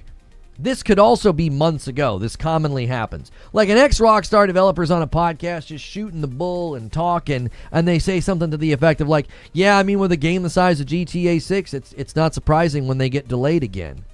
And then all the headlines run with ex-Rockstar developer says that GTA 6 will be delayed again. Metal Matt says, Lono, that's exactly what he said. Yeah, it's like I'm frickin' clairvoyant. It's the same thing every time. Like, I have a decoder ring for spin now. I'm like, yeah, I bet you this is what they said, and then this is what it gets spun into. And people are like, yeah, that's exactly what happened. Like, yeah, it's like I'm frickin' clairvoyant. Like, well, I wonder if this happened. I don't even know what you're talking about. I haven't seen the video. Dollars to donuts, it's some generic statement. He said it was because of the lack of marketing. So he was saying, yeah, the lack of marketing means that it could get delayed again. I mean, again, that's pure speculation. And listen, Rockstar is playing this masterfully. Take-Two is playing this masterfully. They put out 2 trailers and some screenshots, and like they have record-breaking pre-orders. And people are like, the marketing.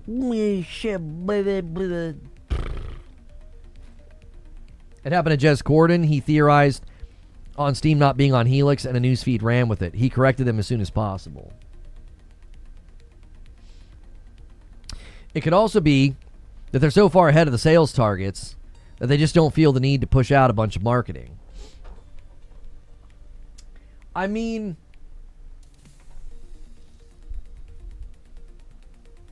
I wouldn't be surprised if they had levers they were ready to pull, like if things weren't hot enough. This is kind of how we talked about it the one time. I feel like a hype fire for something can only get so hot. Okay? So, thank you for the $2 super chat, low-key. Is Rockstar going to sell GTA Online separately? It will likely just be a free download. I don't think they're going to charge for it. But it will be separate. It's coming later, month after or something like that. Okay. So, I want you to think about something. Think about the last big game that we played. Let's take 007 First Light. Now, I want you to go and think about all of the trailers that there are for that game. There was like an announcement trailer, a cinematic trailer, a story trailer, gameplay. So let's say, and then there's the launch trailer. So let's say from announcement to release, there's 7 or 8 trailers that come out, okay? And all along the way, it gets you excited and it maintains interest, okay? Now I want you to imagine if instead of doing it like this, they smashed it all together and like 6 months before the game came out, they dropped 8 trailers in a row. Just do. Like every day a trailer dropped. Would that be an effective way to market? Like you're taking it all and you're making, it's like taking all the fireworks and blowing them up at the exact same time. It ends up being a mess. It's like it's only can get so bright and only can get so loud, and then it's just this polluted like what the what is going on? It's funny when it happens with fireworks, but you wouldn't consider it to be a good fireworks show, right? So like marketing kind of works the same way. It can only get so loud, it can only get so hot, it can only get so exciting. And with GTA 6, what they do is they create this vacuum of just nothing. And then they're like, trailer, and it's like, it's just huge, and it's trending, and it's everywhere, and the viewership is stupid. It can't get much hotter than that. It's not like if they would have dropped the pre-order date and those screenshots and then another trailer, it would have gotten more exciting and more pre-orders. There's an apex. It's okay, so the fastest something can fall is a terminal velocity. Okay? What's the inverse of that? Terminal trajectory? I'm genuinely asking. I don't know these terms. This is outside of my wheelhouse of study. So like the fastest something can fall is terminal velocity, okay? There's an inverse of that. There's like the max trajectory. There's a terminal trajectory. And it's like you can only get the marketing like explosive rocket ship to travel so high and so fast. And with Rockstar, they're like, yeah, I mean, we get to that maximum speed. We get to that maximum threshold with a trailer. We get there with 25 screenshots and pre-order bonuses. Do you see? Like, it's not like if they would have taken all the marketing beats that are coming and jammed them all together. Would it have gotten them more pre-orders? I mean, maybe. But what it also does is you're robbing Peter to pay Paul. You're not robbing Peter to pay Paul. You're robbing Peter, James, and John to pay Paul. You're taking all your marketing beats away from the calendar and you're shoving them all back here. So that's another thing they have to consider is like every marketing beat that hits has its terminal trajectory of excitement, and they want to hit that button every once in a while rhythmically. So you're like, everybody's talking about us. A couple of weeks goes by, everybody's talking about us, and then back down again. Like that's the game that they're playing. So I think that people look at this and they think that like, oh, Take-Two's market, it's so stupid and they're frustrating us and blah, blah, blah. I think PlayStation does this too. People get mad at PlayStation for not talking enough. But then look at how their trailers perform. They become cyclones of activity. It's like, oh my gosh. And then the viewership is insane. That makes your market awareness very, very effective. So I continue to think that people think about this a little bit backwards. And some of it's because we're accustomed to constantly knowing what's going on everywhere at all times. Like, you're always getting a trailer, you're always getting an announcement, you're always getting an update from somebody's social feed and where they're traveling, from some company that's got a movie coming out, or a TV show or what have you. We're getting accustomed to that rhythm, and when someone doesn't dance to that cadence of rhythm, we think that something is wrong. So when someone says, oh, there's been a real lack of marketing, it's probably going to get delayed, I'm like, you don't know what the frick you're talking about. You're not paying attention. No offense to the dev or how they phrase it or what they said. I don't feel like they know what they're talking about. They could be an amazing dev that built cool guns or cars or missions, but when it comes to marketing, these guys are clearly displaying a level of expertise and foresight that's out of our league. We're not like they're not just above our pay grade. I think they're above our sight line. I think they see things so differently than we do. Like Strauss Zelnick probably sat down with Netflix CEO and marketing team and literally hashed this out for a while to figure out, like, okay, how can we make this work in a way that's good for you and good for us? I think they're above our sight line. They're way up there with this long view. And we're sitting here being like, can you please say something? Can you please say something? Guess what? Nobody wants to hear this. But the fact that people kept asking for more, the fact that people kept saying, please say something, please show something, it's proof that what they're doing is working. It's working. You're literally in the palm of their hands, waiting for another breadcrumb to drop. You're just standing there. They're in control. I think more and more companies are going to take this. I think they're going to start to take this mindset of that you got to say less. You got to spread it out. You're saying too much. You're showing too much. I also think companies need to start thinking about how, like, they talk too early. They announce too early. Champagne with 19 months. 19 big ones. Getting us to 507. Chat, you died on me. Chime in. Hit the like button. What method of marketing do you prefer? Perfect Image says they're taking the dev words to use their narrative. Let's see what the dev said about another GTA 6 delay. Let's see how brain dead this is. Here we go. We notice you're using an ad blocker? No, I'm not. I turned it off for all these websites. What the heck? It got turned back on. I turned it off for all these websites. Oh, I know what happened. We updated a computer for my daughter to use so she could type and do assignments, and it synced with that version of Chrome from an age ago, and it made all of my other ad blockers switch back on. I wondered, I was like, I've always turned it off for these websites. If I'm going to use their stuff, I'll see their ads, and I know it's extremely disruptive, but I'll turn it back on. Let me make sure. Okay, ads are running. Okay. I was like, nope, I don't do that. I do not. I hold to the same standard that I wish more people that use YouTube would hold to, and they would not do that. Even if you turn it off on the website, it'll say on. It reverted all my settings because she had like an older version of my Chrome from like years ago. It was on a PC that's like ancient. Well, not ancient. It was the one I bought my wife back when Borderlands 3 came out, which I guess in the technological world is pretty ancient. Okay, let's take a look at this article. GTA 6 delay would not be surprising. Okay, so former dev says this. Okay.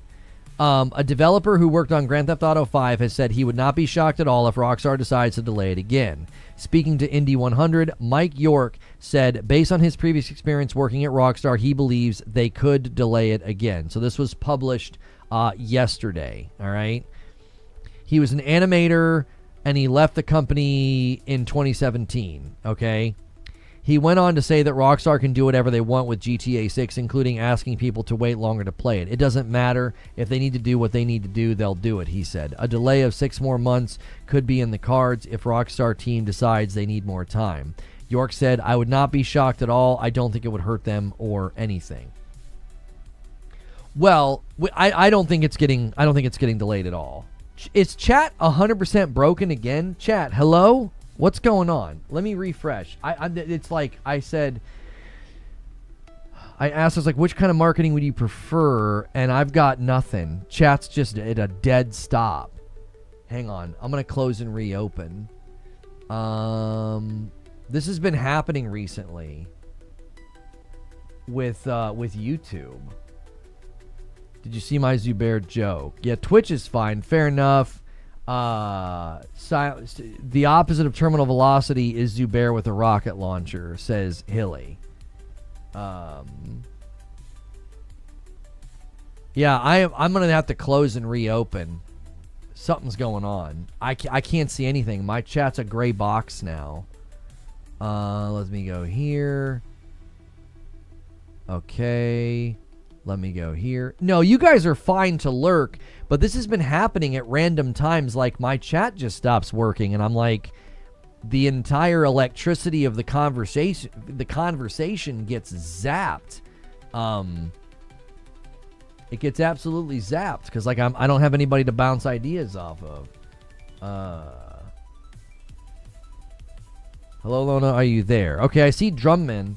No, yeah, a lot of you guys are just, like, not talking at all. What is going on? I mean, you're allowed to lurk, but dadgum, we were having a heated back and forth, and then it just stops. It's very strange. York was a senior animator at Rockstar New England. He's been in trouble with Take-Two Legal before with breaking NDAs in the Kiwi Talks interview that had to be taken down. Okay, well, here's the thing. I'm gonna push back a little bit on what he's saying, okay? Number one, if they bounce it back by 6 months, that would put them potentially outside of the fiscal position that they need the game to land in, all right? So when he says it wouldn't hurt them at all, I don't think he's considering the bigger picture. Like, the bigger picture being like, if you upset your shareholders again with another delay and another punting of the fiscal returns to another fiscal period, I think you'd be in bad shape. So I don't think he's considering what that would mean. This would be the second time they punt out of a fiscal period, and so I don't see that happening. This guy on Twitter says, is that not a slap on the wrist? Might have to wait then. It's very calculated and silly. And I bet Rockstar, if you're not allowed, will absolutely hit people with them. Strikes are not claims, but it is easy to confuse them. A strike immediately demonetizes your channel. A claim just affects the individual video. Strikes are not claims, but it is easy to confuse them. A strike immediately demonetizes your entire channel. A claim just affects the individual video and can be muted or edited, or just taken down. Yeah. I don't think people understand that there's a distinct difference between a copyright strike and a claim. Like, I can watch a video event with you guys, and then they'll use, like, copyrighted music, and I get a claim. No big deal. I just mute that section. If I get a strike, then you're in big, big trouble. Strikes are very serious.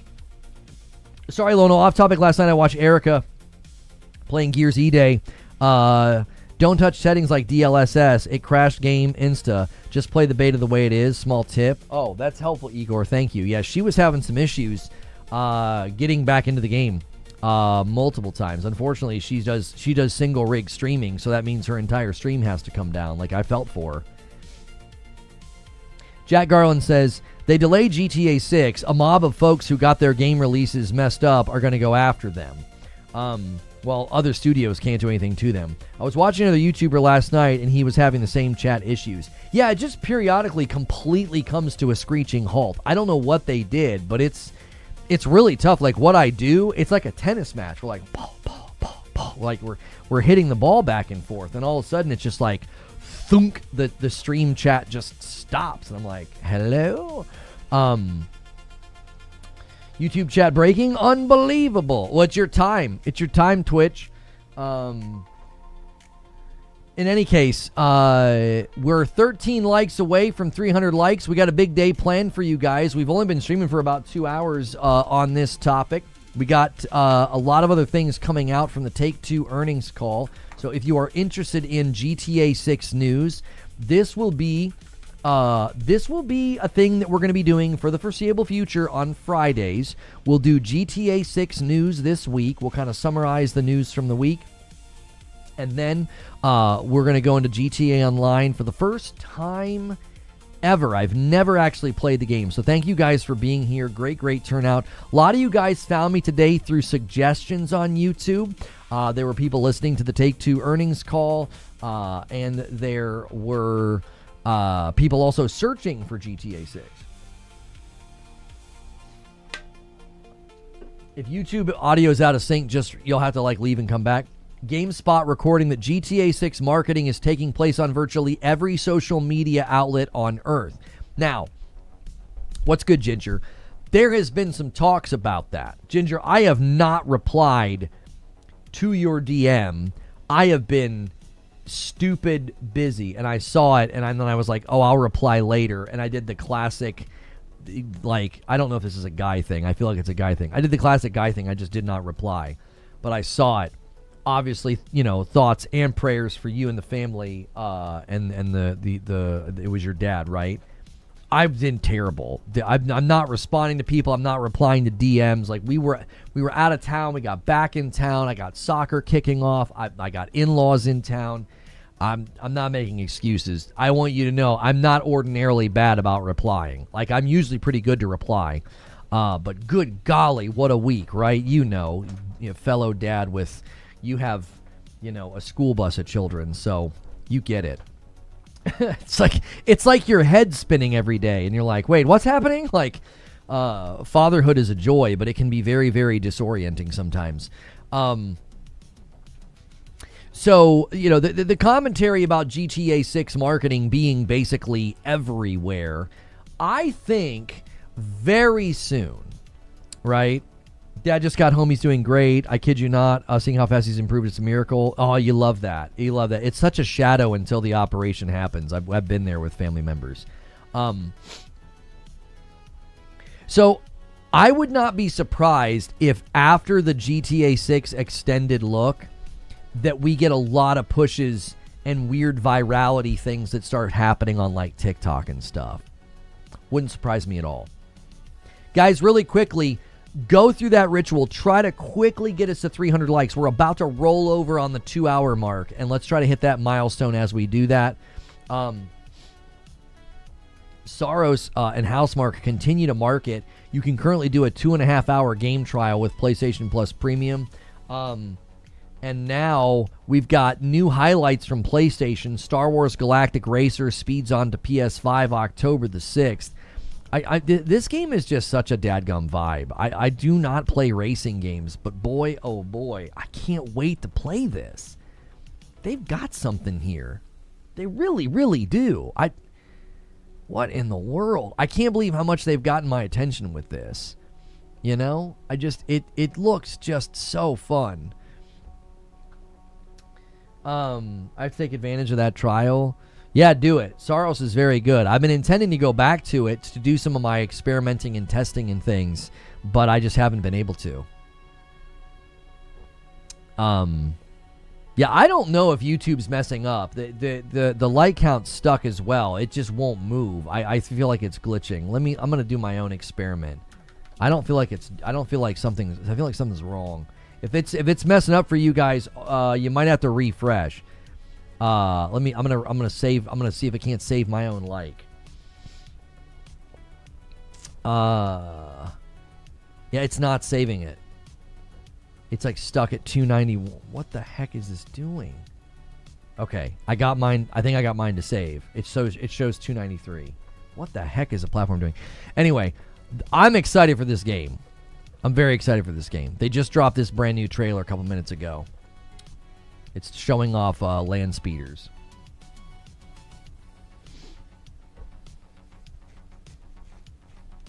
If they took Star Wars off, would it still be as interesting? Well, that's a fair question. There is definitely a vibe check that Star Wars is able to pull from, where just the sounds, like the you're gonna hear, token sounds from the Star Wars universe. You're gonna hear call outs, references, the lighting and the graphics and the grittiness of it. That is certainly something that is gonna have pull with people. It is. it also seems like it's just like a really, really fun, chaotic racer. I set eyes on something and I'm instantly like, oh my gosh, I want to do that. Oh, I want to be there. Oh, that looks so cool. And it definitely has a Star Wars pull. It 100% does. Not a lot of science fiction racers. Yeah. I am strangely growing in excitement for that game. I did not expect that at all. Shinobi here reporting on the Take-Two boss defends no-disc version of GTA 6, equates physical releases to vinyl records. Our business is well over 90% digitally distributed. We've read this before. So that commentary from Strauss is certainly making the rounds. Not surprising at all. Going to be pretty impactful, going to be pretty tectonic. And it's just going to continue. It's just going to continue to drive the conversation forward, I think, personally. Big changes are coming to Sea of Thieves, including our approach to seasons, removal of diving, the addition of long-requested community features like outfit saving, and a commitment to release high-quality content when it's ready. Just give me PvE in third person, and I would play the crap out of that game with my wife. F-Zero is a thing, too. Yeah, it's got that F-Zero vibe, definitely. Read my last if you don't mind. What did you say, Smooth? Let's see. Smooth says, what if Netflix starts its own version of TikTok and lets users upload directly from GTA? Here's the thing. That could certainly be something that Netflix decides to do. My personal prediction about GTA 6 gameplay, I believe they are going to do unprecedented integration with social. Okay? So, I believe that in GTA 6 gameplay, your character will pull out a phone. And that phone will be able to post to TikTok and X, Twitter. And if YouTube's not stupid, YouTube, don't be stupid, you'll be able to post to YouTube as well. Like, I mean it. You're going to be like, holy crap, this crazy thing just happened. I got to post it. I mean it. I think it's going to be an unprecedented, unseen level of integration into the social aspect of how we exist digitally. YouTube shorts, YouTube videos, TikToks, maybe even live streams. I think there's going to be an entire aspect that we've never seen before in a game. I don't think that first trailer was an accident. So much of the first trailer centers around the theme of virality. Go watch it. There's people filming themselves doing crazy things. There's people reacting to things on their phone that are crazy. There are people constantly acknowledging the camera. It is 100% the theme of virality. I think it's going to be an enormous aspect of GTA 6 gameplay that we've not really seen before. I think this is one of the reasons that guys like Hip Hop Gamer are saying that the game's going to turn people into millionaires, because I think there's going to be an unusual opportunity for, money, monetization, and growth in and out of the game. I think that. I believe that. I don't think we've seen a game like this before. GTA 5 had phone integration, and then they took it away, so now the achievement's not possible. I could see Rockstar making their own social platform where your character has their own page and channel, can build a following in the game. Very possible as well, Austin. And guess what? Advertisers are going to love that. It's a great way. That's a great way for Rockstar to make money. There's a whole aspect to this game's existence that I really don't think I don't necessarily think we've seen before. We might have seen glimpses or snippets of it, but I do think that they're not going to just be happy with having like an impactful game or a game with lots of people playing or, you know, a game where they make lots of money on the retail sales or what have you. I think their goal, I think their aspirations are to have something that reaches beyond just engagement. I think they want to blur the line between video game and digital social life. Personally, that's what I think they're shooting for.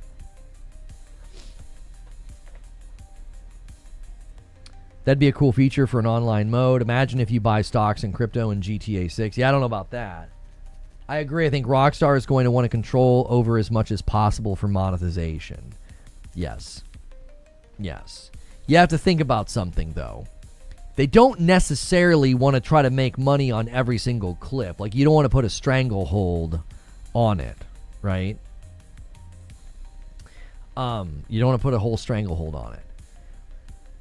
However, if every single time a clip hits the socials and every single time a clip goes viral, what's happening? More and more people are saying, I should go play that game. I should go interact with that game.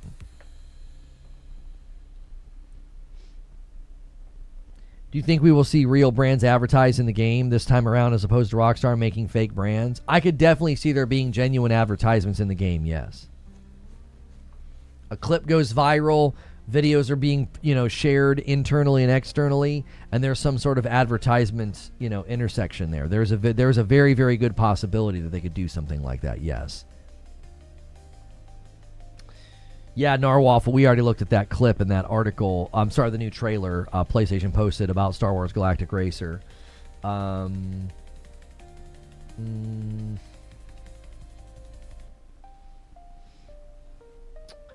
Imagine if you buy crypto. Yeah, so GTA 6 Game of the Year for innovation. I would say that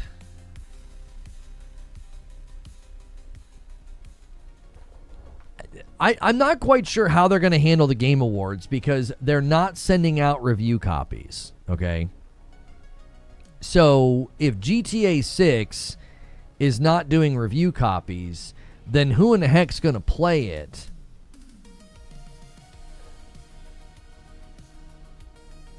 Like, who in the heck's going to play it? Who's going to review it? Like, I don't know how the review circuit's going to work, because historically speaking, the way the review circuit works is you say, okay, we've got 100 outlets that we're going to send codes to. They're going to sign an embargo NDA. We're going to send it to them a week or two early, blah, blah, blah, blah, blah. Now, Rockstar's completely avoiding that because Rockstar doesn't want the game in the hands of anybody before launch because of the risk of leaks, okay? Is it confirmed they're not doing review copies? I'm 80% certain. I'm very certain that they have said there will not be review copies. And here's the reason why I trust it. I don't think they're going to do review copies. Because the minute they do review copies, it's leaked. It's over. You've cracked the seal on Pandora's box. Too many people, too many outlets, too many friends of a friend who they could send a clip to or leak story things to. Hey, bro, I'm going to tell you this on a low. I don't want to tell anybody, but this is what happens in the story, and this is da-da-da-da-da, and there's this feature, that feature, da-da-da. And the guy's like, yeah, I got you, fam. I'm not going to tell anybody. I got you. Yeah. And that guy hangs up the phone and goes, texting his friends, you're not going to believe what I just heard from a boy who got a copy of GTA 6 for review. It's got Reddit, Twitter, spider web. Have you ever lit a spider web on fire? It's just like, and then it's gone. That's what would happen. I mean, it would spread so fast. You would blink. Review copies in the wild. Hours later, leak, and almost. How do you trace leaks like that? How do you trace a leak like that? They're not sending a screenshot. They're not sending a gameplay with a watermark. They're estimating the deadline. They're estimating the deadline is for the Game Awards is July 20th. Will Keighley push the date for GTA 6? Yeah, I don't think so. I don't think so. Is this the thing? They're all in their little group, and they're like, he doesn't like it if you bring up it's going to get banned. It's triggering to him. Go in and say it's going to be banned. Oh.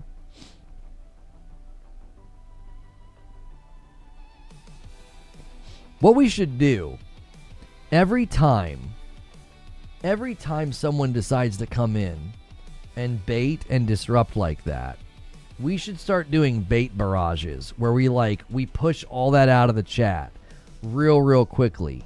So emote spam, super chats, gifteds, make them not want to do it. Like if they do it, it just ends up helping, right? Like we're like, oh, here comes another bait. You know what I'm saying? Like that's what people should do. Y'all should just start sitting on emote spam, gifteds, and supers, and just wait. And as soon as they do it, and I'm like, oh, we got another baiter, and then boom. What's not getting bans now, right? A 5-bomb from Hidden Siryu. 512. Where's my bait emoji? I know. The trash parrot. We have one. They're trash parrots. It's Lono Trash. I came up with that term a long time ago. I was like, you're just a trash parrot. You just parrot trash. You just keep saying the same thing over and over again.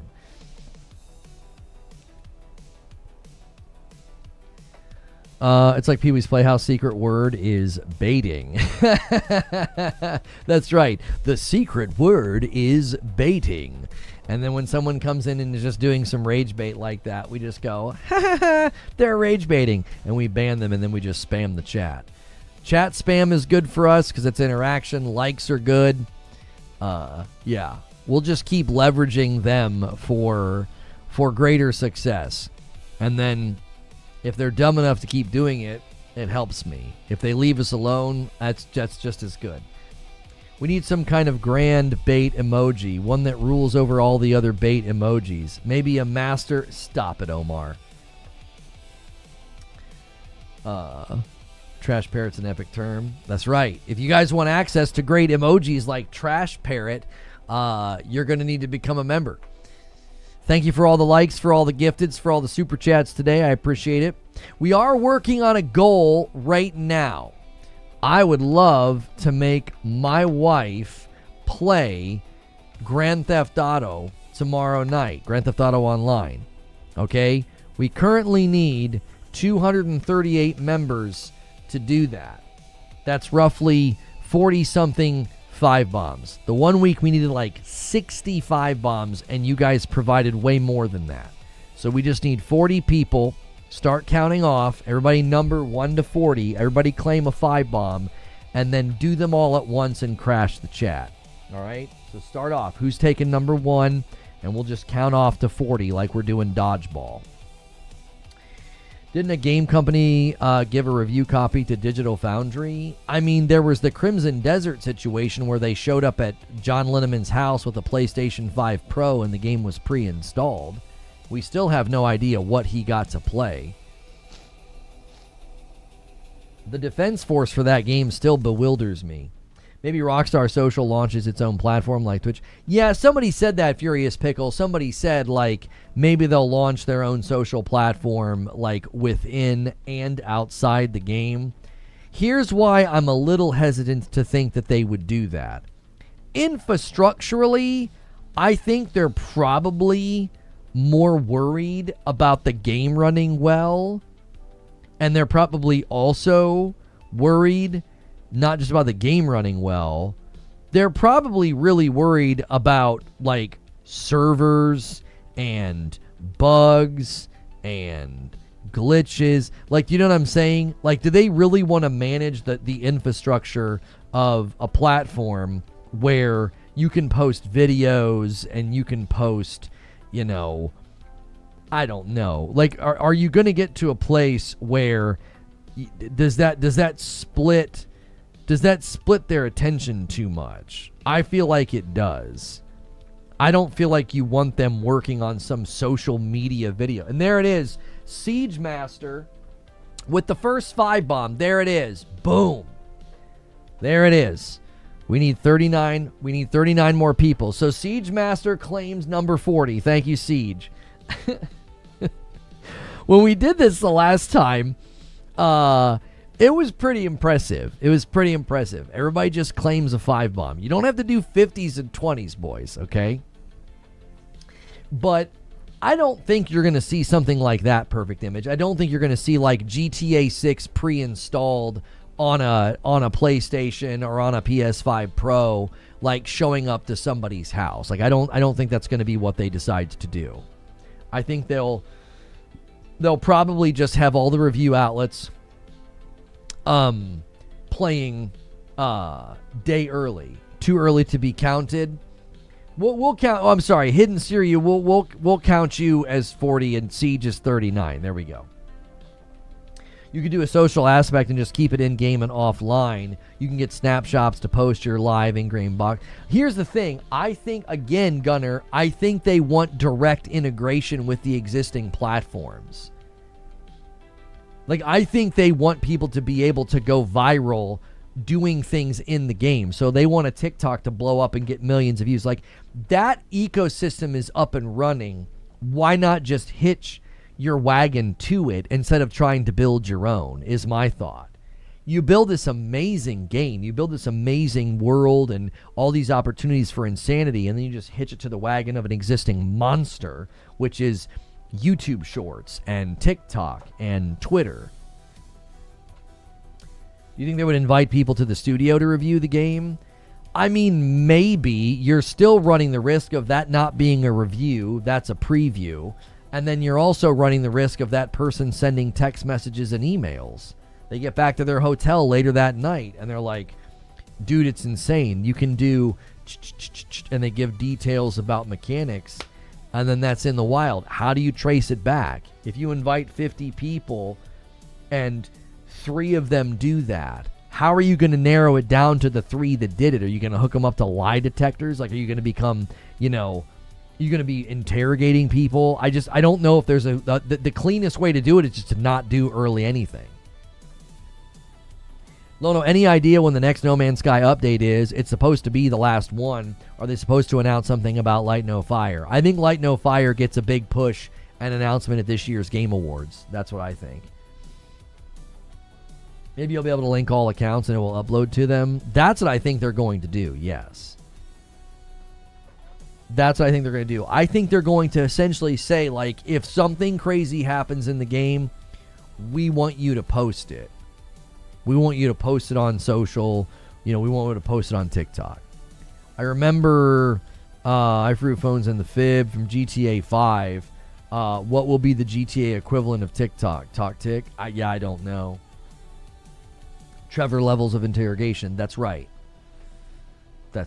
So, if my prediction comes true, I think that's why people are thinking that there will be folks who become millionaires in this game, because there'll be a direct correlation and integration between social and content and the game itself. Does that make sense? Like, I think it'll be both. Yeah, you can't call it Tic Tac. That's a company that already exists. That's a product that already exists. So, yeah. That again would be my thought, is that they're looking to do more with this than just have people playing the game and spending money in the game. They want it to be directly interwoven with how we as people, we all live digitally now. You know what I mean? And I would say that is one of their long-standing goals. Personally, that's what I think. And we'll obviously just have to wait and see when they decide to announce that stuff. Oh yeah, I'll tell you this. I just thought of this. with respect to being able to have leaks and stuff. What if they go crazy with information before it comes out? And the only real spoilers that can come out are story spoilers. And they could then do some sort of a review access or preview access where you wouldn't have anything to leak. If you're like, oh, there's this mechanic, there's this, they'd be like, no, yeah, we already told everybody about that. Maybe that's the 900 IQ play, is that they spend all of October telling people, here's how this, right? Here's how all these things work. And then you fly people out and let them play and interact with all those things. So if someone's like, oh, there's this traffic thing that they're doing, blah, blah, blah, blah, blah. That's not a leak. That's not a leak. If they've already told everybody about it. Like maybe that's the 900 IQ play, is to quite literally give all the information away ahead of time. So if you do a preview event, you don't have to worry about people, ruining the surprise or spoiling it or whatever. The one thing I think Saints Row had over GTA was having a whole customizable gang. I want a gang. Yo, good morning, Dan. How are you? If you guys are just tuning in, thanks for being here. We've been talking about GTA 6, the news from the week, the extended look. We'll get the first look at GTA 6 gameplay on Netflix in about 3 weeks. And then there was a Take-Two earnings call this morning. They spoke specifically to pre-orders were higher than they expected. They specifically spoke to physical versus digital. And we've just been kind of batting that ball around. I will be diving into GTA Online for the first time ever today. And you can make my wife play tomorrow night. We will be streaming tomorrow night, but you can make my wife play GTA Online tomorrow night if you can manage to get the goal to 750. We haven't hit a stretch goal in a while. We've managed to hit the main goal a couple of weeks ago, but then we've missed it a couple times. 8 Mile them. That's right. Yeah, pull the 8 Mile thing. Like let people know everything. Like take the power of it away. How many people here have actively in the last, let's just say in 2026, how many of you have spent any time in GTA Online at all?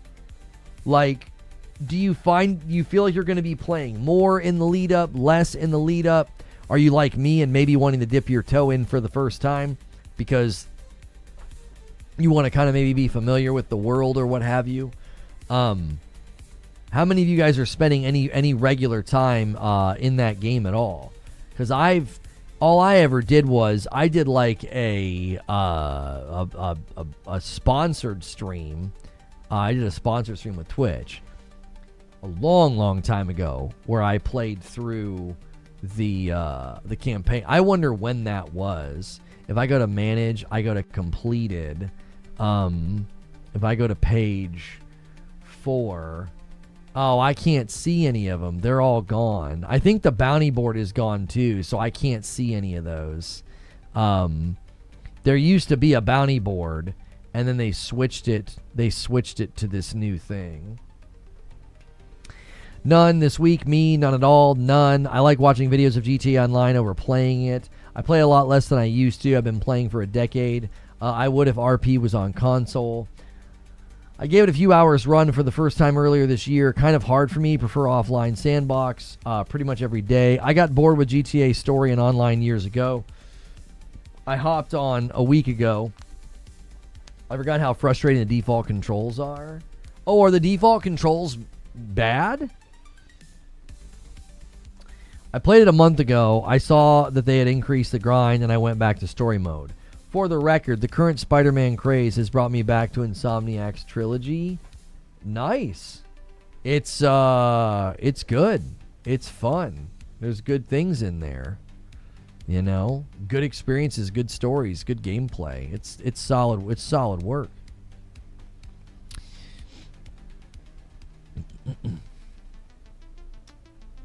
Playing more in the lead up, says Poxy. It's quite fun, and running the court center heist lately. Love Brand New Day. I played 1 month ago. I already read that. Saw the increase the grind. Okay. So it seems like not a lot of you guys are playing anymore. I don't know how much time we'll spend in it then if like the demand and interest in online is not particularly strong. But covering GTA 6 and covering, you know, the various news aspects that will likely continue to come out in the coming weeks, that's definitely something that we're going to be doing. So if you want that, you know, consistent variety gaming news coverage with a dedicated day to making sure that we're up to date on everything going on with GTA 6, make sure you are subbed to the channel. But it could be that the gameplay is sort of is just waning with respect to online. You know, are people just sort of, have they had their fill? And if they have, that's totally fine. I just wanted to see it. Gonna be fun to see you play through though. Yeah, it sounds like it might not be conducive to what we like to do. Like if it's more grindy than it used to be, and the controls are no good, I might be glad that I might be glad that it was a free download. I only play GTA Online in a private server. Yeah, people were telling me to set it up private and to not let people join. So that is certainly something that we will consider. Ordinarily, what we do on Fridays is we have to go all the way until 1 o'clock, and then we go and hang out with Ginger on the round table. It's usually Ginger and Chrono and Mark, or Ginger, Chrono, and Scrag, or I think last week it was Ginger, Chrono, someone I didn't recognize, and then Force Gaming. I was sad to miss being on the round table with Force Gaming. I really like his stuff, but I was in Ohio.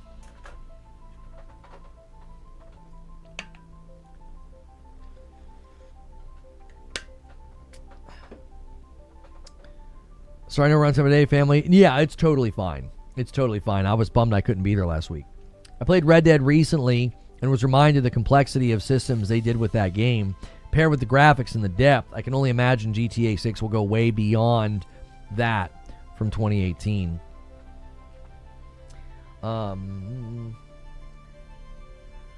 Fourth was Elio from Eorzin Archives. I don't know what that is. Is that a channel that covers a particular game? I'm not familiar with that.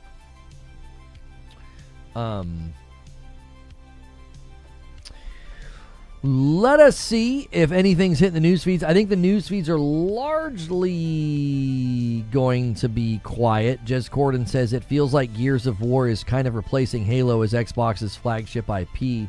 If E-Day and the Gears TV projects lands, it'll really solidify that. Maybe.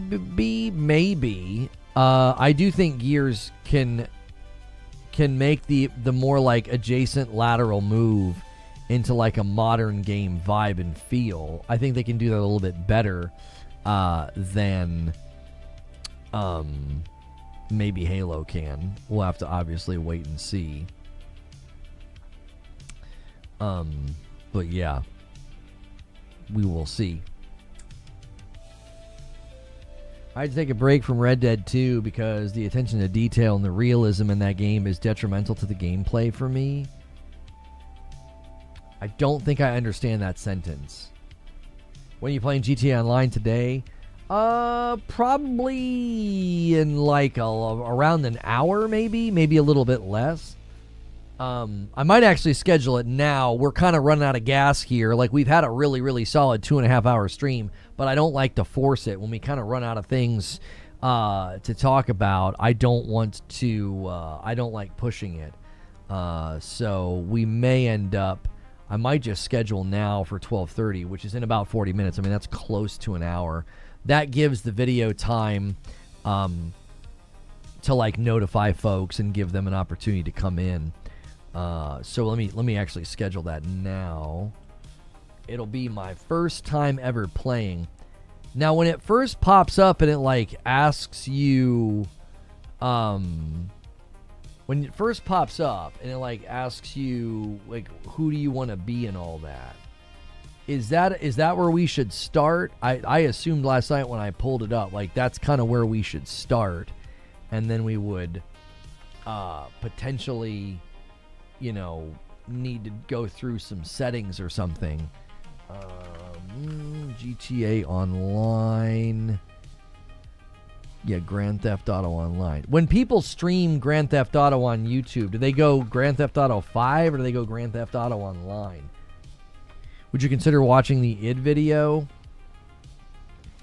I mean, maybe. I don't know if we want to do something that's that far outside of what we're doing here. It looks like people put themselves in Grand Theft Auto 5 and not Grand Theft Auto Online.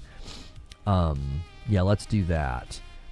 Let's go Grand Theft Auto 5. Just thinking through categorically, what do people do? Let's go to that. You have to say, no, you're not going to be showing content that's AI modified or what have you. And then we'll set this for 12:30. I'm just saying, if you don't have anyone with you, you're going to feel bored fast. Some people feel off GTA because they don't have a crew to play with. Well, one would hope we can rectify that relatively quickly, even without crossplay. We will see how it goes. I was encouraged to give it a try because you can do anything in the game. So we'll see how it goes.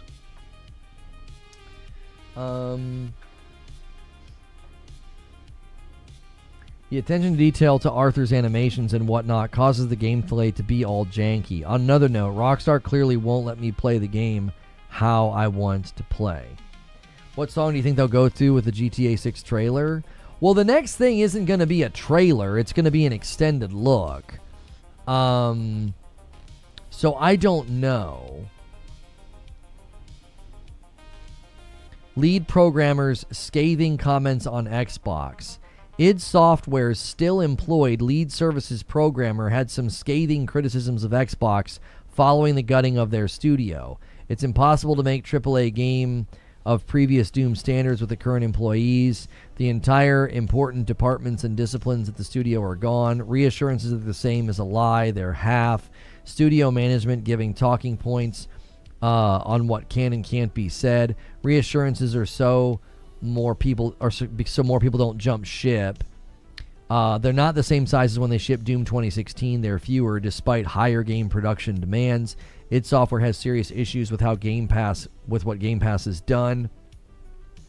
Poor sales is an unfair metric due to Game Pass sales cannibalization. Game Pass means it's not the same game sales business model. Xbox does not understand art or games or the business model, nor does Xbox understand what goes into making a game. Where have I heard that before? That all sounds vaguely familiar. I can't wait to see people dismiss him and what he's saying. A lead programmer at id Software saying point by point, bullet point by bullet point, things I've said for the past 4 years.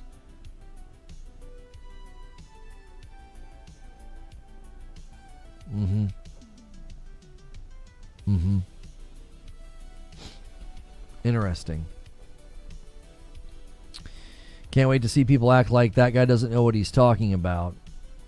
Oh, I mean, I guess you could just employ the same strategy all of the people employed with me. Just call him a pony.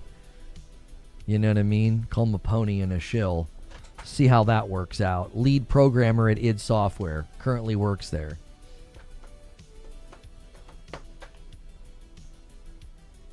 Like all of those bullet points. Like, man, that sounds like things I've said practically verbatim. It's insane.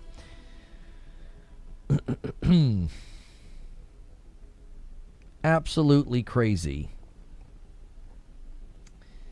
Clearly he hates Xbox. I mean, he might. He might actually do it.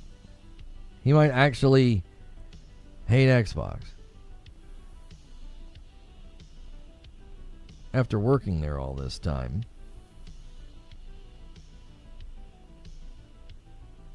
Pony propaganda. That's right.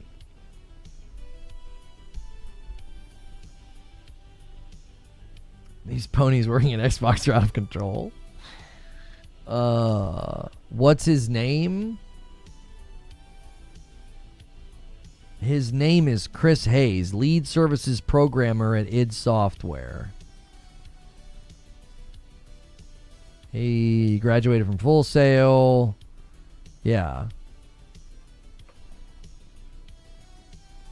Sales low due to Game Pass while multi-platform release with apparently the biggest install base on PS5 and still don't have sales. Something is off with that one. Yo, thank you, Chrono, for the raid.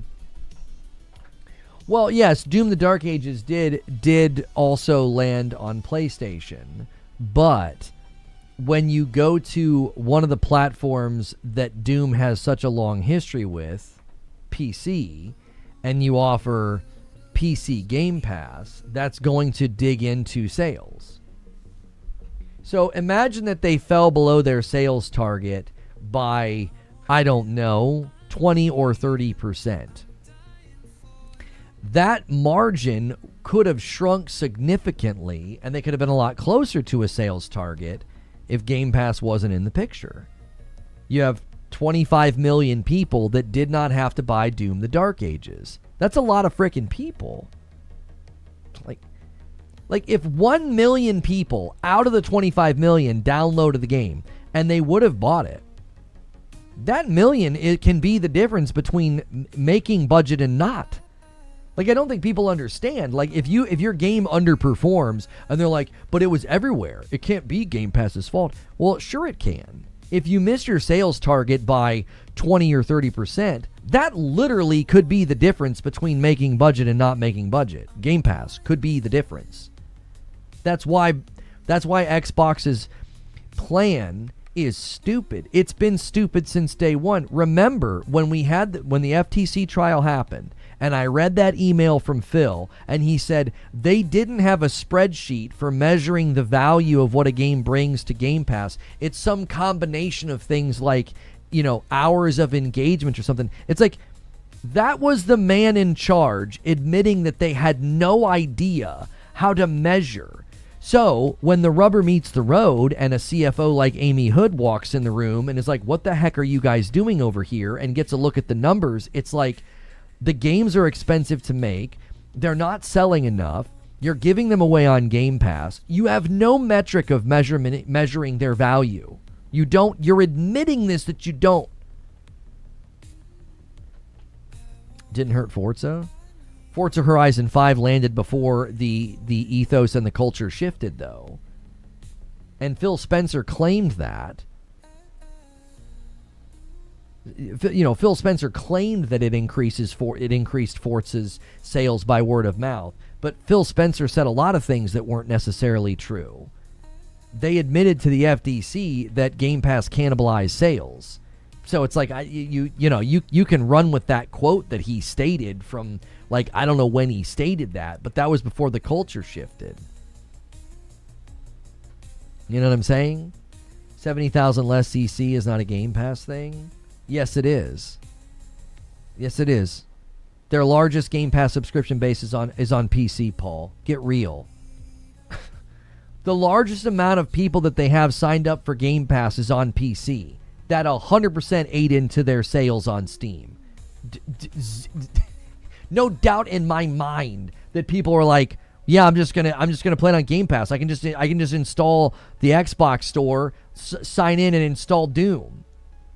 By a small percentage, pure speculation on your part. We know it's where they have the most Game Pass subscribers. To not see that lining up, that like Doom the Dark Ages goes on Game Pass, it's the largest audience of Game Pass subscribers is on PC, and they took a noticeable CC hit, concurrent number hit, on Steam. Like, Steam users want to play on Steam? Platitudinous. The largest Game Pass subscription is on PC. Let me ask you something, Paul. Out of all the people who have a Game Pass subscription on PC, how many of them do you think have a Steam account and a Steam library? What percentage do you think? I would guess, I'll put my cards on the table, I would guess that the number of people who have a PC and have PC Game Pass probably also have a Steam login, which means if they're given the choice, they would just install the game through PC Game Pass since they're actively playing for it.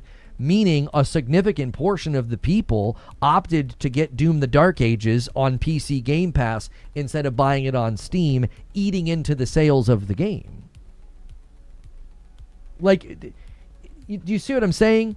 Now, there are other factors at play. Doom the Dark Ages was a departure from Doom Eternal, and it was a turnoff for people. They thought that it looked different, played different, flowed different. Consumer response was mixed. It wasn't as strong. Doom Eternal was sort of the crescendo of all of the groundwork laid in Doom 2016. That is in the room. But a significant reason that they got less sales on PC would be PC Game Pass. Let me ask you another question. Why is Xbox admitting to the FTC that Game Pass cannibalizes sales, and then we always have to do this weird game of, yeah, but not that much? So internally they admit that it's a revenue cannibalizing effect, but then we want to hand wave and be like, but it's not that much though. It clearly matters if they're measuring it internally and admitting it in emails. It's not like some paltry amount. Like, it's okay. It's negligible. It's a teeny amount. It's not that much. No, it clearly was enough to warrant it being discussed in emails between business people at the company. You don't admit something like that. You don't use that type of terminology if everything's just fine. So the entire thing is absurd. This guy from id Software is just saying what many of us have said for years. It's hard for people to shake the propagandistic cobwebs out of their brain. Like, get them out of there. You've been listening to bull crap for 4 or 5 years about how Game Pass is profitable. Game Pass increases sales. No, it doesn't. Nope. Nope. Jig's up. It was an idiotic plan. It backfired. It didn't work. It cannibalized sales, and now developers are paying the price. Good luck getting day and date in the future. Like, that's the reality facing that brand. That's the reality facing Game Pass. This has been the reality for 4 or 5 years. And the reason this guy is saying this part out loud is because he's probably like, who the frick cares? Who the frick cares? If he's at id Software right now and he's looking at the landscape of their company and what's happening, he's probably like, who cares? Who cares if I get fired? What difference does it make? You've gutted us down to the studs. So I'll say the quiet part out loud. What he's saying carries way more authority and weight because he's still at the dadgum company. What did people do? What did people do when the former id Software devs said what they said? Oh, they're not there anymore. They're probably just angry they got laid off. They're just disgruntled. I don't know how these people's hands don't get tired. They hand wave everything the dadgum company does. This guy works at the company and he's like, none of that's true. We're not the same size as we were during 2016. None of that's true. It was also the worst scoring Doom game from the trilogy. You're a little slow on the uptick here, on the uptake, Paul. I just said that there were other factors. It got an 83 instead of an 88. Like, an 83 is still a respectable score in the industry. 83 versus 88. Okay, within the trilogy, it got a weaker score. I just admitted that. There were other factors in it not selling well. But if you're going to what you're attempting to do is you're attempting to do what the Fanatics were doing for all of the weeks in the wake of the layoffs. You're trying to minimize something that is probably the primary causality. It's the primary causality. 25 million people didn't have to buy Doom the Dark Ages. 25 million. And you want to be like, but it got less concurrent users and it got an 83 versus an 88. Homie, what do you think's more potent? 25 million people that don't have to buy the dadgum game or the Metacritic score? Which do you think's more more potent in the equation of diminished sales? Which do you think? It's just so disingenuous, and you know that it is. That's why it gets so tiring. It's like 25 million people are like, Doom? I know Doom. I don't have to buy it? Cool. Install. It got diminished sales because it didn't look like Eternal and it got an 83 on Metacritic. Yes, of course. Fan reception played a role, but not a role. Do you honestly think that Doom the Dark Ages was so subpar, so below standard, so below consumer expectation that it justified gutting the company? Play it. Play through the game and measure it by its parts and really try to argue that. This is such an utter disaster, they should cut the company in half. No, nobody's going to say that. Nobody was saying that when the game came out. No one was like, this is such an utter disaster for id, they're probably in jeopardy economically. Nobody said that. Nobody.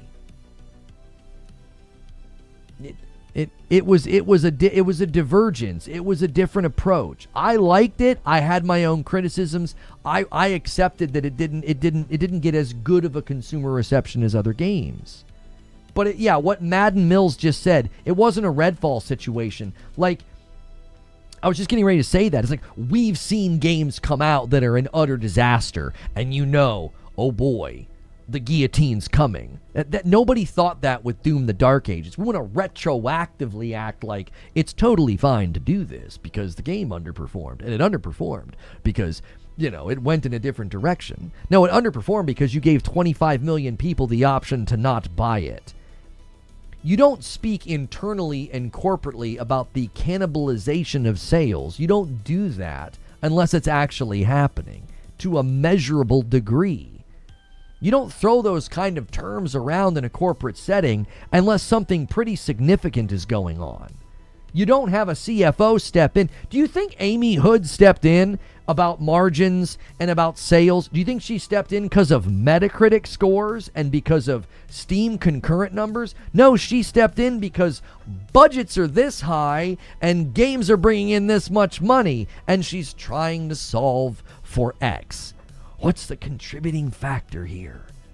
You're giving away your most valuable assets. You're just giving them away for pennies, for dollars. We've said this for years. You're not contorting yourself out of this one. Game Pass is one of, if not the greatest cause for Xbox Studios' struggles right now. Financial struggles and the layoffs, it's Game Pass. It's an albatross. It's been an albatross, and it will continue to be an albatross until they decide to get rid of day and date. There are even hardcore Xbox fanatics that are like, get rid of day and date. Get rid of it. They're like, bring back exclusives and get rid of day and date, because they're starting to see behind the veil. They're starting to see the business side of things, and they're like, we were wrong. All along, we were wrong. Day and date is a bad idea. It's been detrimental to the success of these studios. Which is why I've continued to maintain that true accountability is not what Asha Sharma is doing. The fact that the press and the fact that pro Xbox people are like, this is accountability. No, it is not.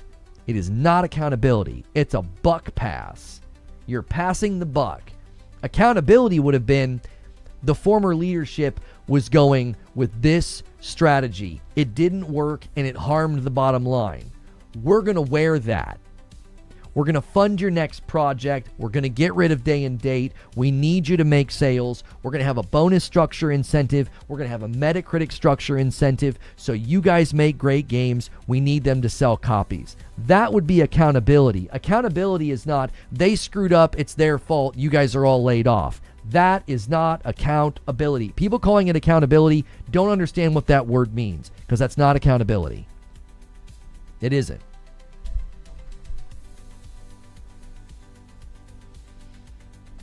And now that we've got an id Software guy saying the quiet part out loud, I say good. I hope more of them speak out. You know what one of the best things to do right now is to silence the con artist and the grifters and the spin doctors. Silence them with truth. Make it abundantly clear that they've been full of crap for 6 years. Make it abundantly clear that they're full of crap now.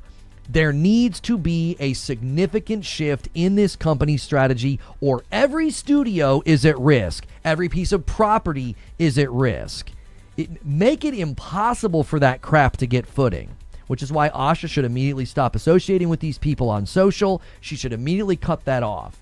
It's a parasocial parasite. It's been bad for the brand. It's been detrimental to the brand's success, and it will continue to be so if this continues.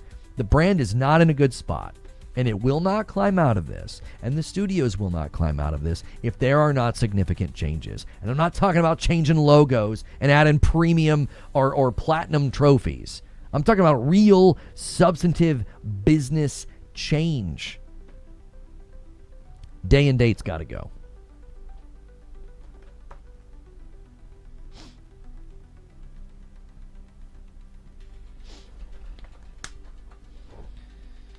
I feel Phil Spencer was actually a Sony employee who was hired to ruin Xbox. Stop it. The equation must include Game Pass, but to balance it, we must also include profits and admin pay. I mean, I don't know if that's a problem you can fix very quickly. You know, American income structure within corporate America. You know, CEOs, the C-suite is. The C-suite's an albatross as much as Game Pass at this point. The C-suite at a lot of these companies, they're just making too much money. They're just making obscene amounts of money. It's like, have you ever heard, about people who, they live at the edge line of their means. So they, instead of buying a $300,000 house, they buy a $500,000 house. And instead of buying the $10,000 car, they buy the $15,000 car. They push to the edge line of their means. And it's like this. And you look at them from the outside in and you're like, well, they make insanely good money. What's the problem? What's the stress? They're on the edge. The slightest thing is catastrophic. Well, that's what a lot of these companies are now. They're at the edge. It's like the C-suite makes such a stupid amount of money. The salaries are absurd. The cost of living is absurd. They're in cities where if the only way you're going to attract talent is you got to pay these people really, really, really crazy salaries. And guess what that means? The market fluctuates. It's catastrophic. They have no cushion. It's like, oh my gosh, the game didn't sell well enough. We have to fire 20% of the studio.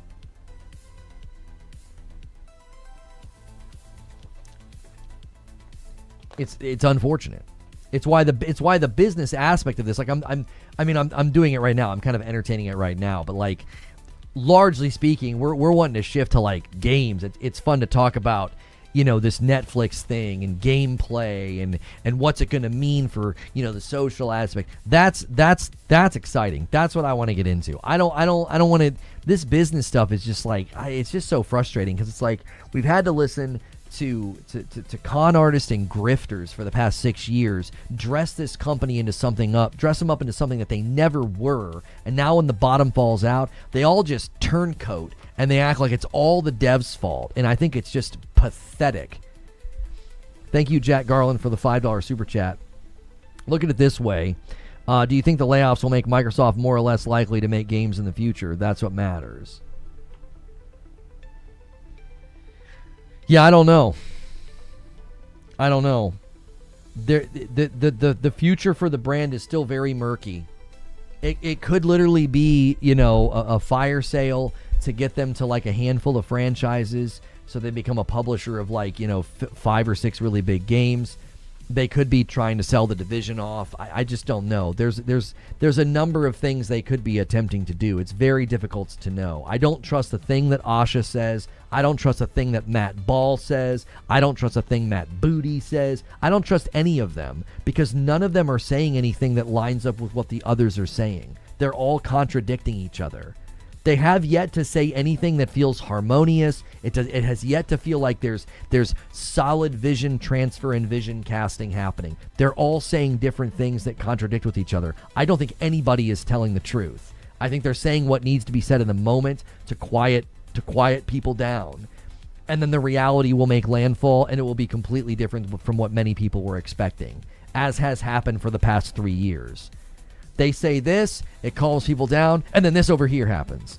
They say this, it calms everybody down, and then this over here happens. Like clockwork. It's like I don't honestly even get that mad about it anymore. It's just I end up feeling bad for the people that fall for it. It's like you just keep falling for the same Kansas City shuffle. It's like, okay, look over here. Everybody calm down. And it's like Matt Ball, Matt Booty, and Asha are all saying things that don't line up with each other. It sounds like they're all saying things that are in contradiction because there's something else brewing. There's something else happening. It's fog. It's manufactured confusion and obfuscation so that nobody knows what the heck is going on. It's because they don't want you to know what's going on.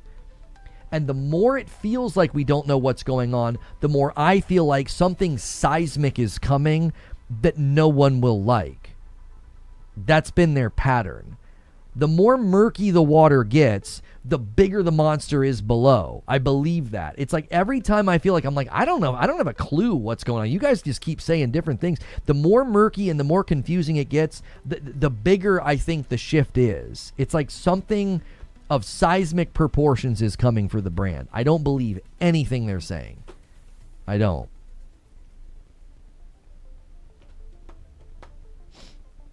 So, when are we getting into online? In about 20 minutes.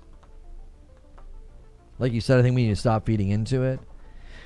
Yeah, I'm not getting into the back and forth with people on Twitter. It's like I'm not even really wanting to make videos about it. I mean, we're talking about it right now. It's impossible to not talk about it here and there, but largely this is where I've landed on it. It's just right now it's murky and foggy and confusing. I think that's by design. I think they do that on purpose. I think they intentionally sow confusion so that nobody truly knows what's happening. And the more they do that, the more I feel like something of significant change is coming, and it's likely going to be nowhere near what many people anticipated or were hoping for or were thinking is coming. Like all their promises about hardware and exclusives and stuff. I think it's all a ruse. What's good, feed? I'm sorry I didn't say anything to you. I see you over there on Twitch feed. I just feel like it's all a ruse. They have not, I'll say it this way, they haven't earned back trust. They haven't. They've broken trust for the last 6 years with me. As a consumer who bought the Series X, and I was watching the marketing for Project Scarlet, I watched the marketing for Series X, I listened to all the talking and all the things they promised when they did the ZeniMax acquisition, and then I covered them through ABK. They have completely destroyed and shattered trust. I don't trust anything that they say. I think they consistently lie and mislead, and they consistently make us think things that aren't true. They haven't earned any trust back. Writing blog posts and here's another reason they've broken trust. This thing from the guy at id Software, I told you it was dishonest. I told you they were misleading us. I was like, I don't buy any of this. Nobody lays off half a studio and then instantly comes out and runs damage control on the layoffs. I've never seen that before. Ever. It's usually gutting. It's usually depressing. It's usually like, oh my gosh, this is a sad time for us. We feel for all the people that left. I've never seen a company go, it's all will be well. It's okay. We're the same size as we were when we made Doom 2016. I told you guys. I was like, I've never seen this before. Something else is going on. And what's the guy that working at the company comes out right now and says? He says everything that I was suspicious of. Once again, broken trust. No reason to trust that brand. They lie. It's like there's no reason to trust them. It's been 2 weeks since all that shenanigans. And we already have confirmation from somebody actively working at id Software that they're playing a marketing PR game. It's like, once again, trust broken. No reason to trust the crap that they say. No reason to. The truth of the matter is that Xbox or Microsoft can't even be honest nor transparent with what's happening. That's why I agree with you, Reforge, because you have the right to feel the way that you do. Well, more than that, it's like It's like they can't help themselves. They can't help themselves. They're a dishonest company. They're a dishonest brand. It's like breathing to them. They couldn't even lay people off in a classy way or an upstanding way. They're misleading with it. They conveniently divide up all the layoffs into 1,600 numbers. Why? Because it'll be hard to keep it all straight. They did 1,600 at Microsoft, they did 1,600 at Xbox, and there's another 1,600 coming. Well, what's that do? It makes it really difficult to talk about it. You don't know which round of 1,600 that we're talking about. They're playing an SEO game. They're playing an AI game. They know that the AI scrapers, the data scrapers, the search engine scrapers are going to scrape all these stories, and they're going to get confused.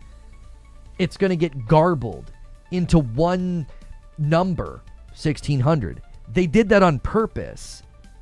Even the number that they're using to lay people off is designed to confuse the aggregate tools that search data and do data scrapes, the AI tools, the search engines. It's literally designed to confuse the public.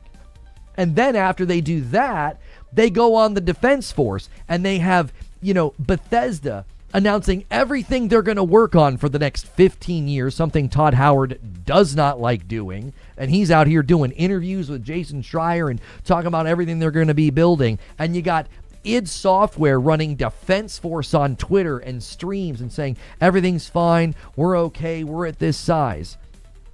And I said, they're trying to confuse the public, they're trying to hand wave this, they're trying to act like everything's fine, and I don't believe them. I don't believe them. At least Xbox is preserving physical media. Where are they doing that? How are they doing that? Where do you see them doing that? How did Xbox preserve physical media by pushing people into Game Pass and talking about digital library continuity for the last 6 years? You think Xbox is the champion of physical media? Have you been paying attention to the trajectory of the brand? It doesn't sound like you have been. Xbox gamer for life, so you're not going to answer my question. That makes sense. That makes sense.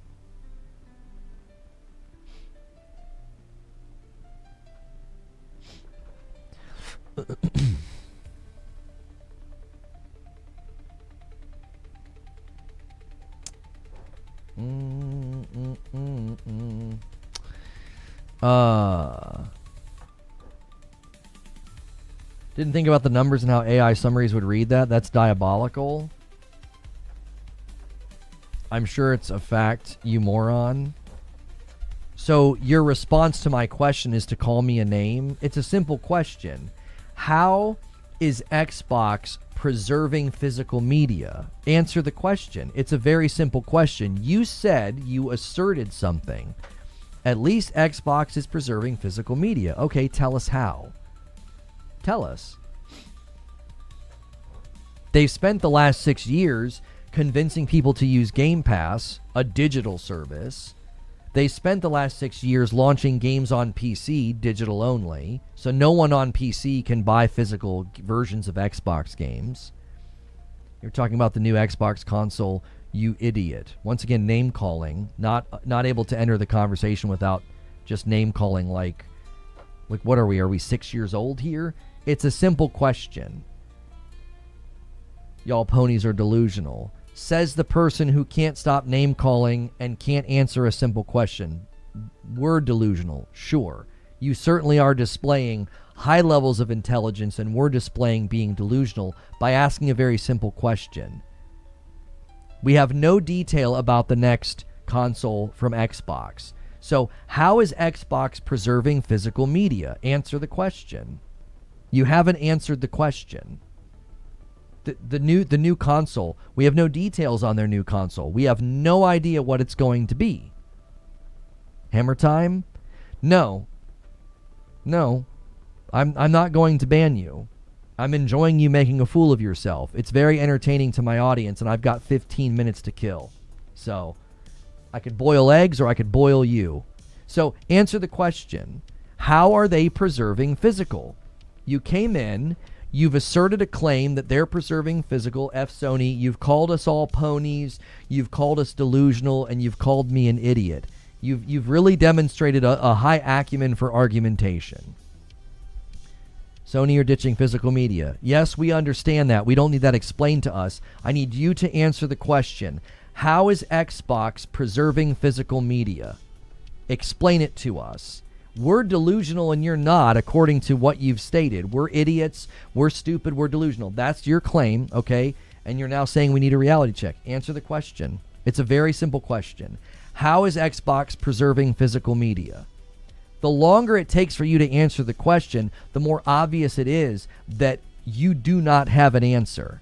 How is Xbox preserving physical media? No need to explain? No, actually you do. It's called burden of proof. You've asserted something. Back it up. You've asserted that they are preserving physical media. How? It's a very simple question. If I told you that they were improving traffic in my neighborhood and you said how, I wouldn't be like, they just are. I would say, oh, well, they're increasing lane size. They're adding roundabouts. They're adding less stop signs. Like, I'd have answers. That was back then, this is now. What was back then, this is now? Answer the question. How is Xbox preserving physical media? I know you were baiting for a clip and you're not getting one, so you're probably pretty frustrated. How is Xbox preserving physical media? How? You've made the assertion. I would like to know how they're doing it. We have some leaks and claims about disc to digital. Is that what you were referring to? Are you referring to the hope that Helix will offer disc to digital? Have you actually heard what they've said about backwards compatibility? Can you explain that to me? Do you understand how that works? No, I'm not. Of course you're not going to answer the question. You don't have an answer. You asserted something, you've insulted people, and now you're backing out of the conversation like a coward. Your character and integrity are fully on display. I'm willing to engage in conversation with you. You're not willing to. You've insulted me 3 times. You've insulted chat. You've made an assertion, and you can't answer a basic question. Why? You do not have an answer. The only conclusion we can come to is that you do not know what you're talking about, and you do not have an argument. You've preferred to just do ad hominem insults and just make bald assertions and don't back them up. Because if you actually knew how they're doing, let's just talk about backwards compatibility. One aspect of preservation that I actually think Xbox deserves credit for. They're working on preservation through backwards compatibility, and they're bringing it to PC. I actually think they deserve credit for that. It's not physical. New console will support physical media for the Helix. They've not stated that. So you're taking that on, number one, you're taking that on blind faith. And number two, we've heard that if indeed it supports physical media, it will support a disc to digital system, which is not preserving physical. It's actually converting it and giving you full reason to become a fully digital consumer, which I actually am not critical of. That's the difference here. I actually understand how it's going to work. You don't seem to. And I actually think it's a good thing, because I think preservation has greater legs digitally than it does physically, because digital's easier to preserve than physical. I think. My opinion, but that's my opinion. I think it's easier to preserve digitally. So I actually think Xbox's efforts with backwards compatibility, and if disc to digital comes to fruition, I actually think it's really, really great for preservation. But you see, you made a fatal error. You said that Xbox was preserving physical, creating a dichotomous view of Xbox is preserving physical and PlayStation is not. When the reality is, all signs point to Xbox heading towards a digital future as well.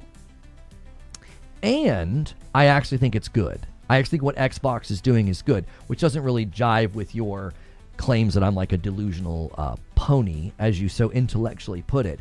So if I actually think what they're doing is good and it's working in actual preservation, you said something that doesn't seem to be true, that they're preserving physical.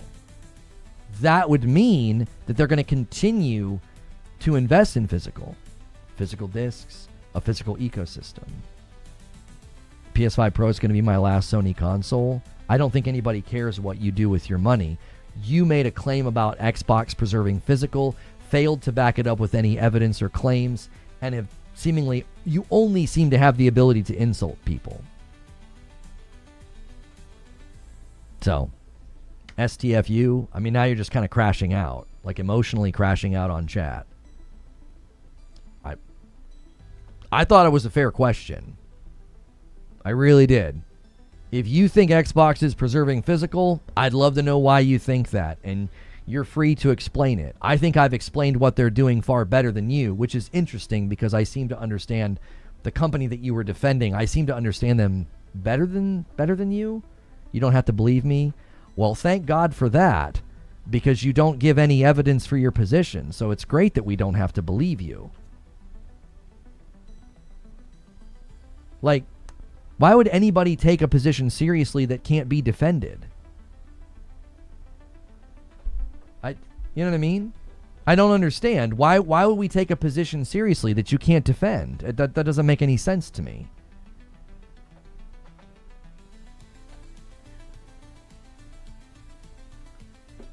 Like, if I take a position and you ask me why or how, I'm going to have answers. I'm going to have answers to those inquiries. They're very easy questions to answer.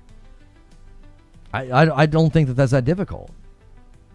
I'm only here to troll the ponies that support digital media. Okay. So people that support digital media. Got it. Do you troll everybody that uses Steam? Oh, you got banned. That wasn't me. I'm only here to troll, he said. Hopefully he trolls all the PC Master Race boys, because they support digital media. All they buy is digital. It's a much larger user base, too. Hard to be consistent on that side. Do you see? It's not a position. It's not. It's not derived or arrived at intellectually. It's not arrived at through reason or evidence. It's emotional.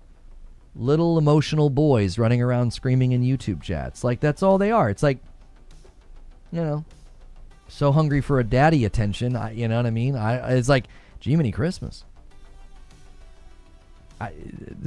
The PC audience is larger, and it's digital only. I don't understand what the problem is with people that are okay with digital. There's way more people that support digital than physical. And soon enough,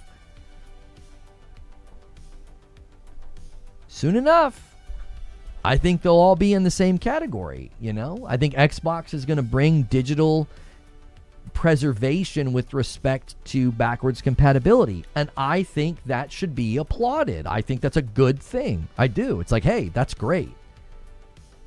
If I can boot up, you know, my PC and I can log into my Xbox account and there's all my games, my 360 games, my Xbox One games, Series X games, that's great. That means I could I could conceivably have an easier time showing off old games and sharing games with my family. I think that's great. And that's a digital only future. Wouldn't Twitch even be considered digital media? Well, yeah, streams. Streams are digital, of course. You can't take me around, with you everywhere I mean, I guess you can with your phone. And I guess with some short jokes, you might be able to claim that you could take me around with you. But you can't really take me with you physically. I mean, you could try to, but, we'd probably have to call the cops about that. That would be considered kidnapping. Oh, man.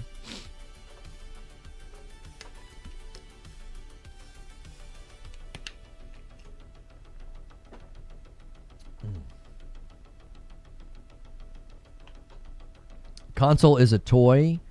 PC is a multi-purpose tool that advances tech.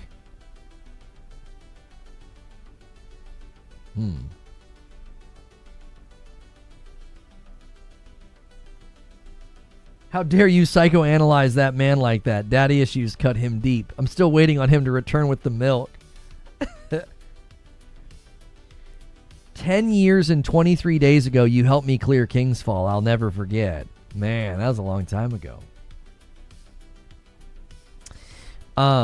With his height, it would indeed be kidnapping. Okay, that's enough. You know what I mean? You're pining for a daddy you didn't even know, like some sniveling bastard. That's right. Somebody get these beggars out of here. They're just begging for attention. I agree with that PC take. That's exactly why I do not play games on PC. Well, it's not only a false dichotomy, it's not backed by any facts or evidence in the market. The actual tech advancements that have been happening are not purely happening in the PC realm.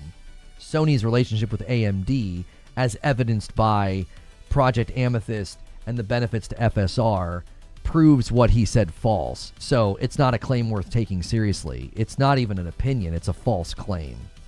It's not worth any serious consideration. It's not true. Yeah. It's not an opinion worthy of respect. It's rooted in falsehood. It simply is not true. So, AMD has quite literally made advancements because of their relationship with Sony, Project Amethyst, and PSSR. So, when someone has an opinion that's at its core false and untrue, you just dismiss it. You're like, oh, okay. It's a tool, and these don't advance tech. Oh, okay. I mean, that's not true, so sure.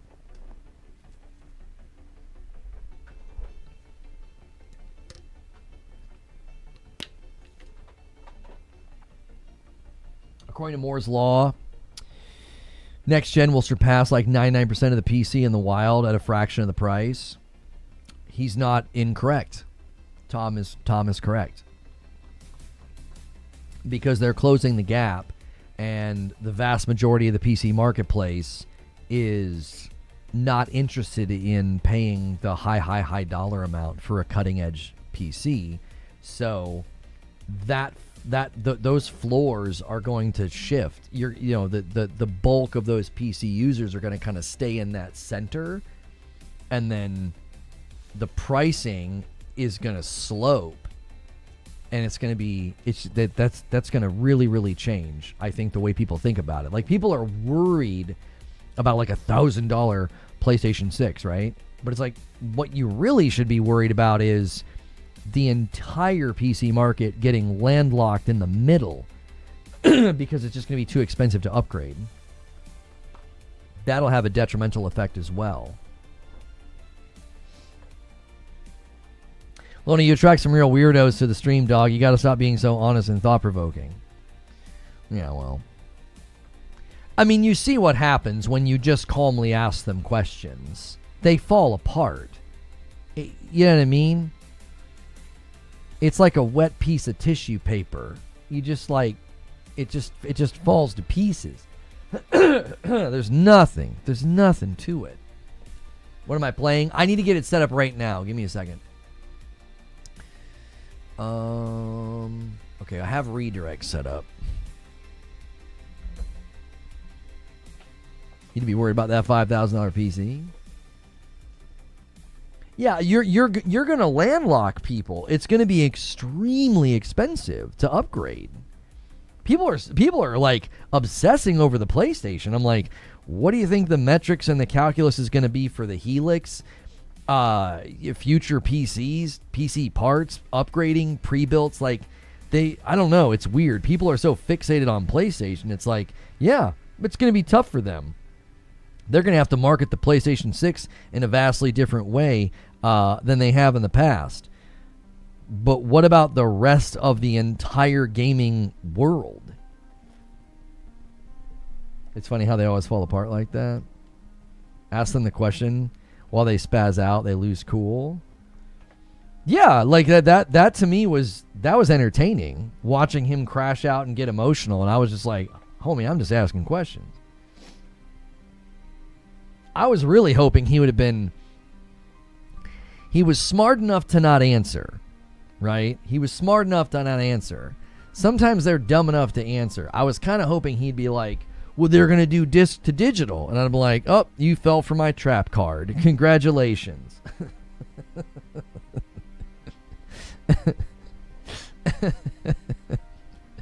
Good job. Like, I was hoping he was going to say that. He didn't want to.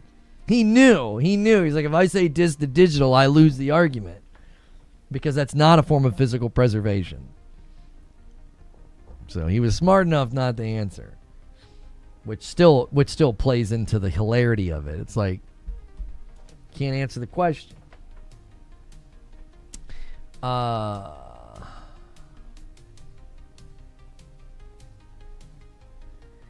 is there a way... You can't disable this intro video, can you?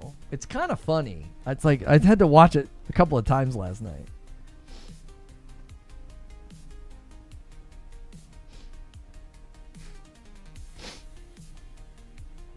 Yeah, there's nowhere to go to avoid it. Exactly, Tommy. Exactly. It's like getting... It would be like going to one gas station and being like, I can't believe the gas prices are this much. I'm going to go across the street. And it'd be like... You'd be like, okay. Because you know what they're going to do. They're going to go across the street. And they're going to pay probably the exact same price. It's like it's everywhere. And it sucks. You know? But there's not some like, I'm going to do this and it'll be better. It's like, nah, it's going to be bad everywhere. Embrace the despair. There's some liberation in it. Embrace the despair about the future, okay? All right? You know, there's a little bit of liberation in being like, it's gonna suck. Okay, so they gave me $4 million to start. So this is where we're gonna start, and here's the deal. Let's try to go a little crazy in the new stream. Let's try to keep the members going with either check your renewals and your primes and your gifteds, but wait. Don't do any right now, okay? We're going to shift gears to gameplay, right? Kermit? Hi-ho, Kermity Frog here. Like, yeah, that was Kermit. He shows up every now and again on the show, you know? Hi, it's the Muppet Show. No, anyways. That's why physical media weirdos just annoy me. They're either PC or Xbox people who don't really care about something that burns me out. Oh, yeah, if they're a hardcore PC guy or a hardcore Xbox guy, you really got to ask them when the last time they bought something physical, because you know the PC guys aren't. And then, I mean, the Xbox guys have been all about... They've been all about that Game Pass. That's digital. You know what I mean?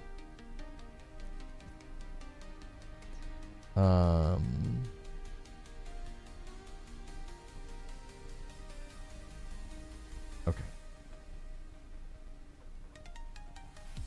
No, Lono. No, sir. Okay. I don't know what you're saying no to. You do what I say, Mike.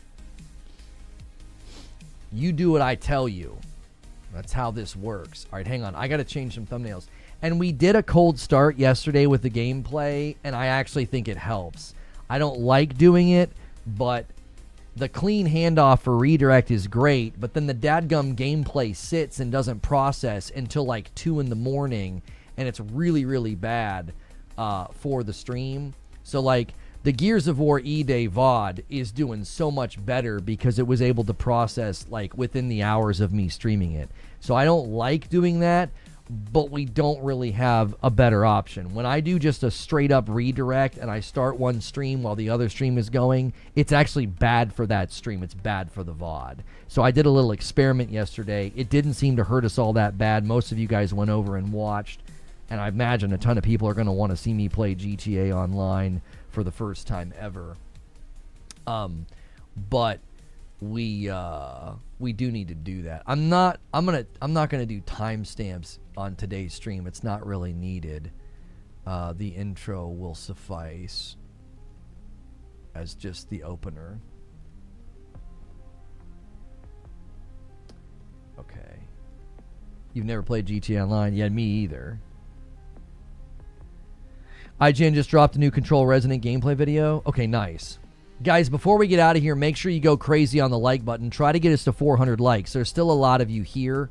And then we're going to go to the new stream here in just a moment. I'm going to take a brief, like the quickest of breaks. I'll try to go as fast as I can.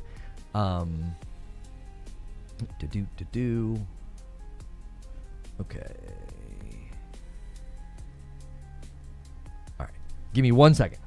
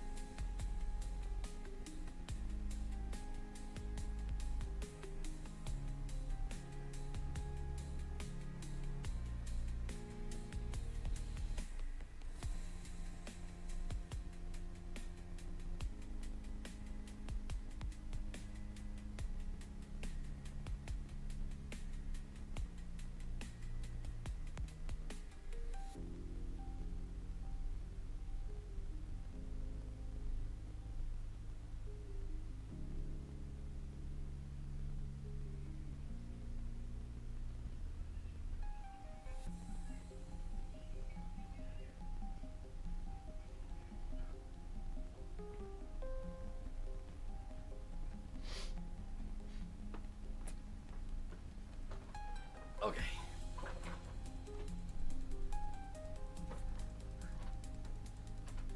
Please don't play with viewers. People are going to see you're new and go for your head. Should we figure that out before we start the stream? That could, I guess, be part of the stream, I guess. Yeah, what should I buy? Because I... excuse me. Came back sneezing. Like, I have all these things I can buy, like, once I get out of this screen. Executive, gunrunner, nightclub owner, and biker. Like, I don't know. It's a haba. All right, let's...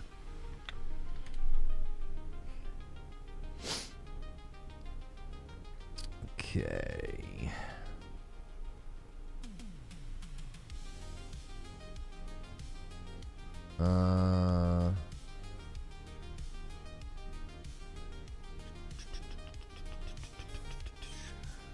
I need to switch directories.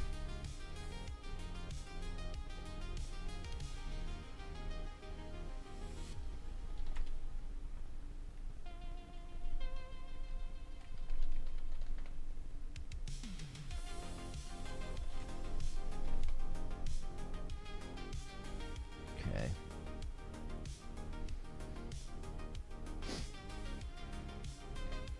They have new sales every week. Nightclub should be the first thing. Nightclub, you make $250,000 every day. Okay. So I should be a nightclub owner first.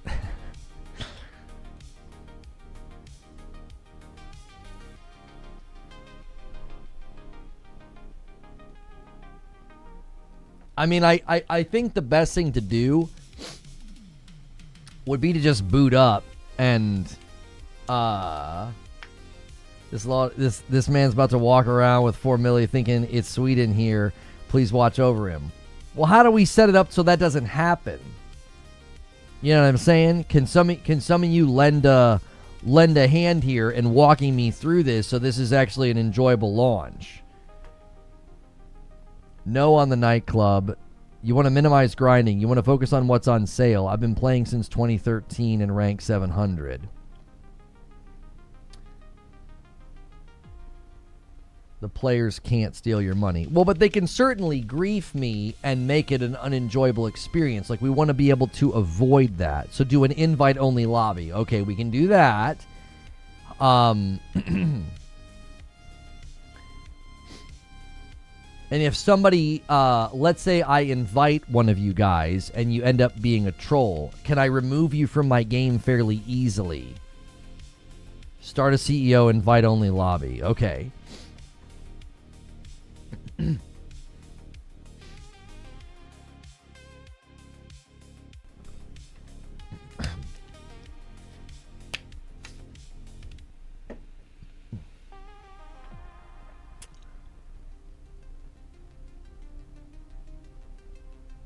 Okay, so I can't kick somebody out. All right.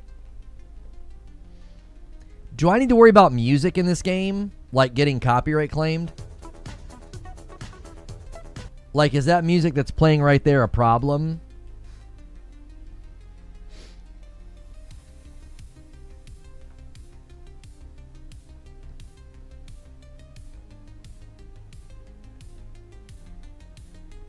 I'll hop in and help you. What's this me playing on? I'm on the PS5.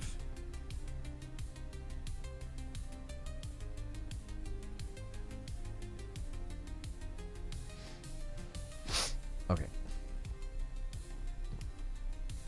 Probably the radio music. Okay, I can go into the settings. Turn off the radio. Everything else is okay. Okay, I can do that. Okay. All right, I tell you what we'll do. Let's just get in here and kind of get it going. And I'm going to need you guys to help me, okay?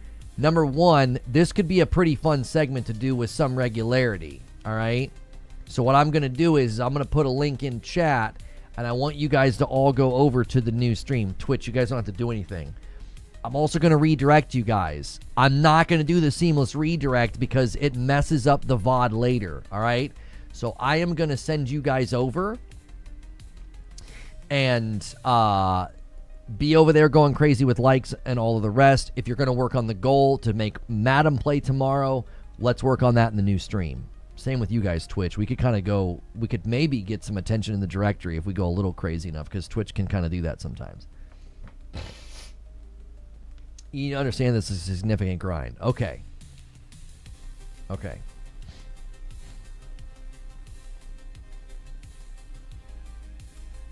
Okay. So, this stream is going to end, and I'm going to redirect you. Use the link in chat, okay? All right, it's going to randomly end. I'm just going to sit here for a second.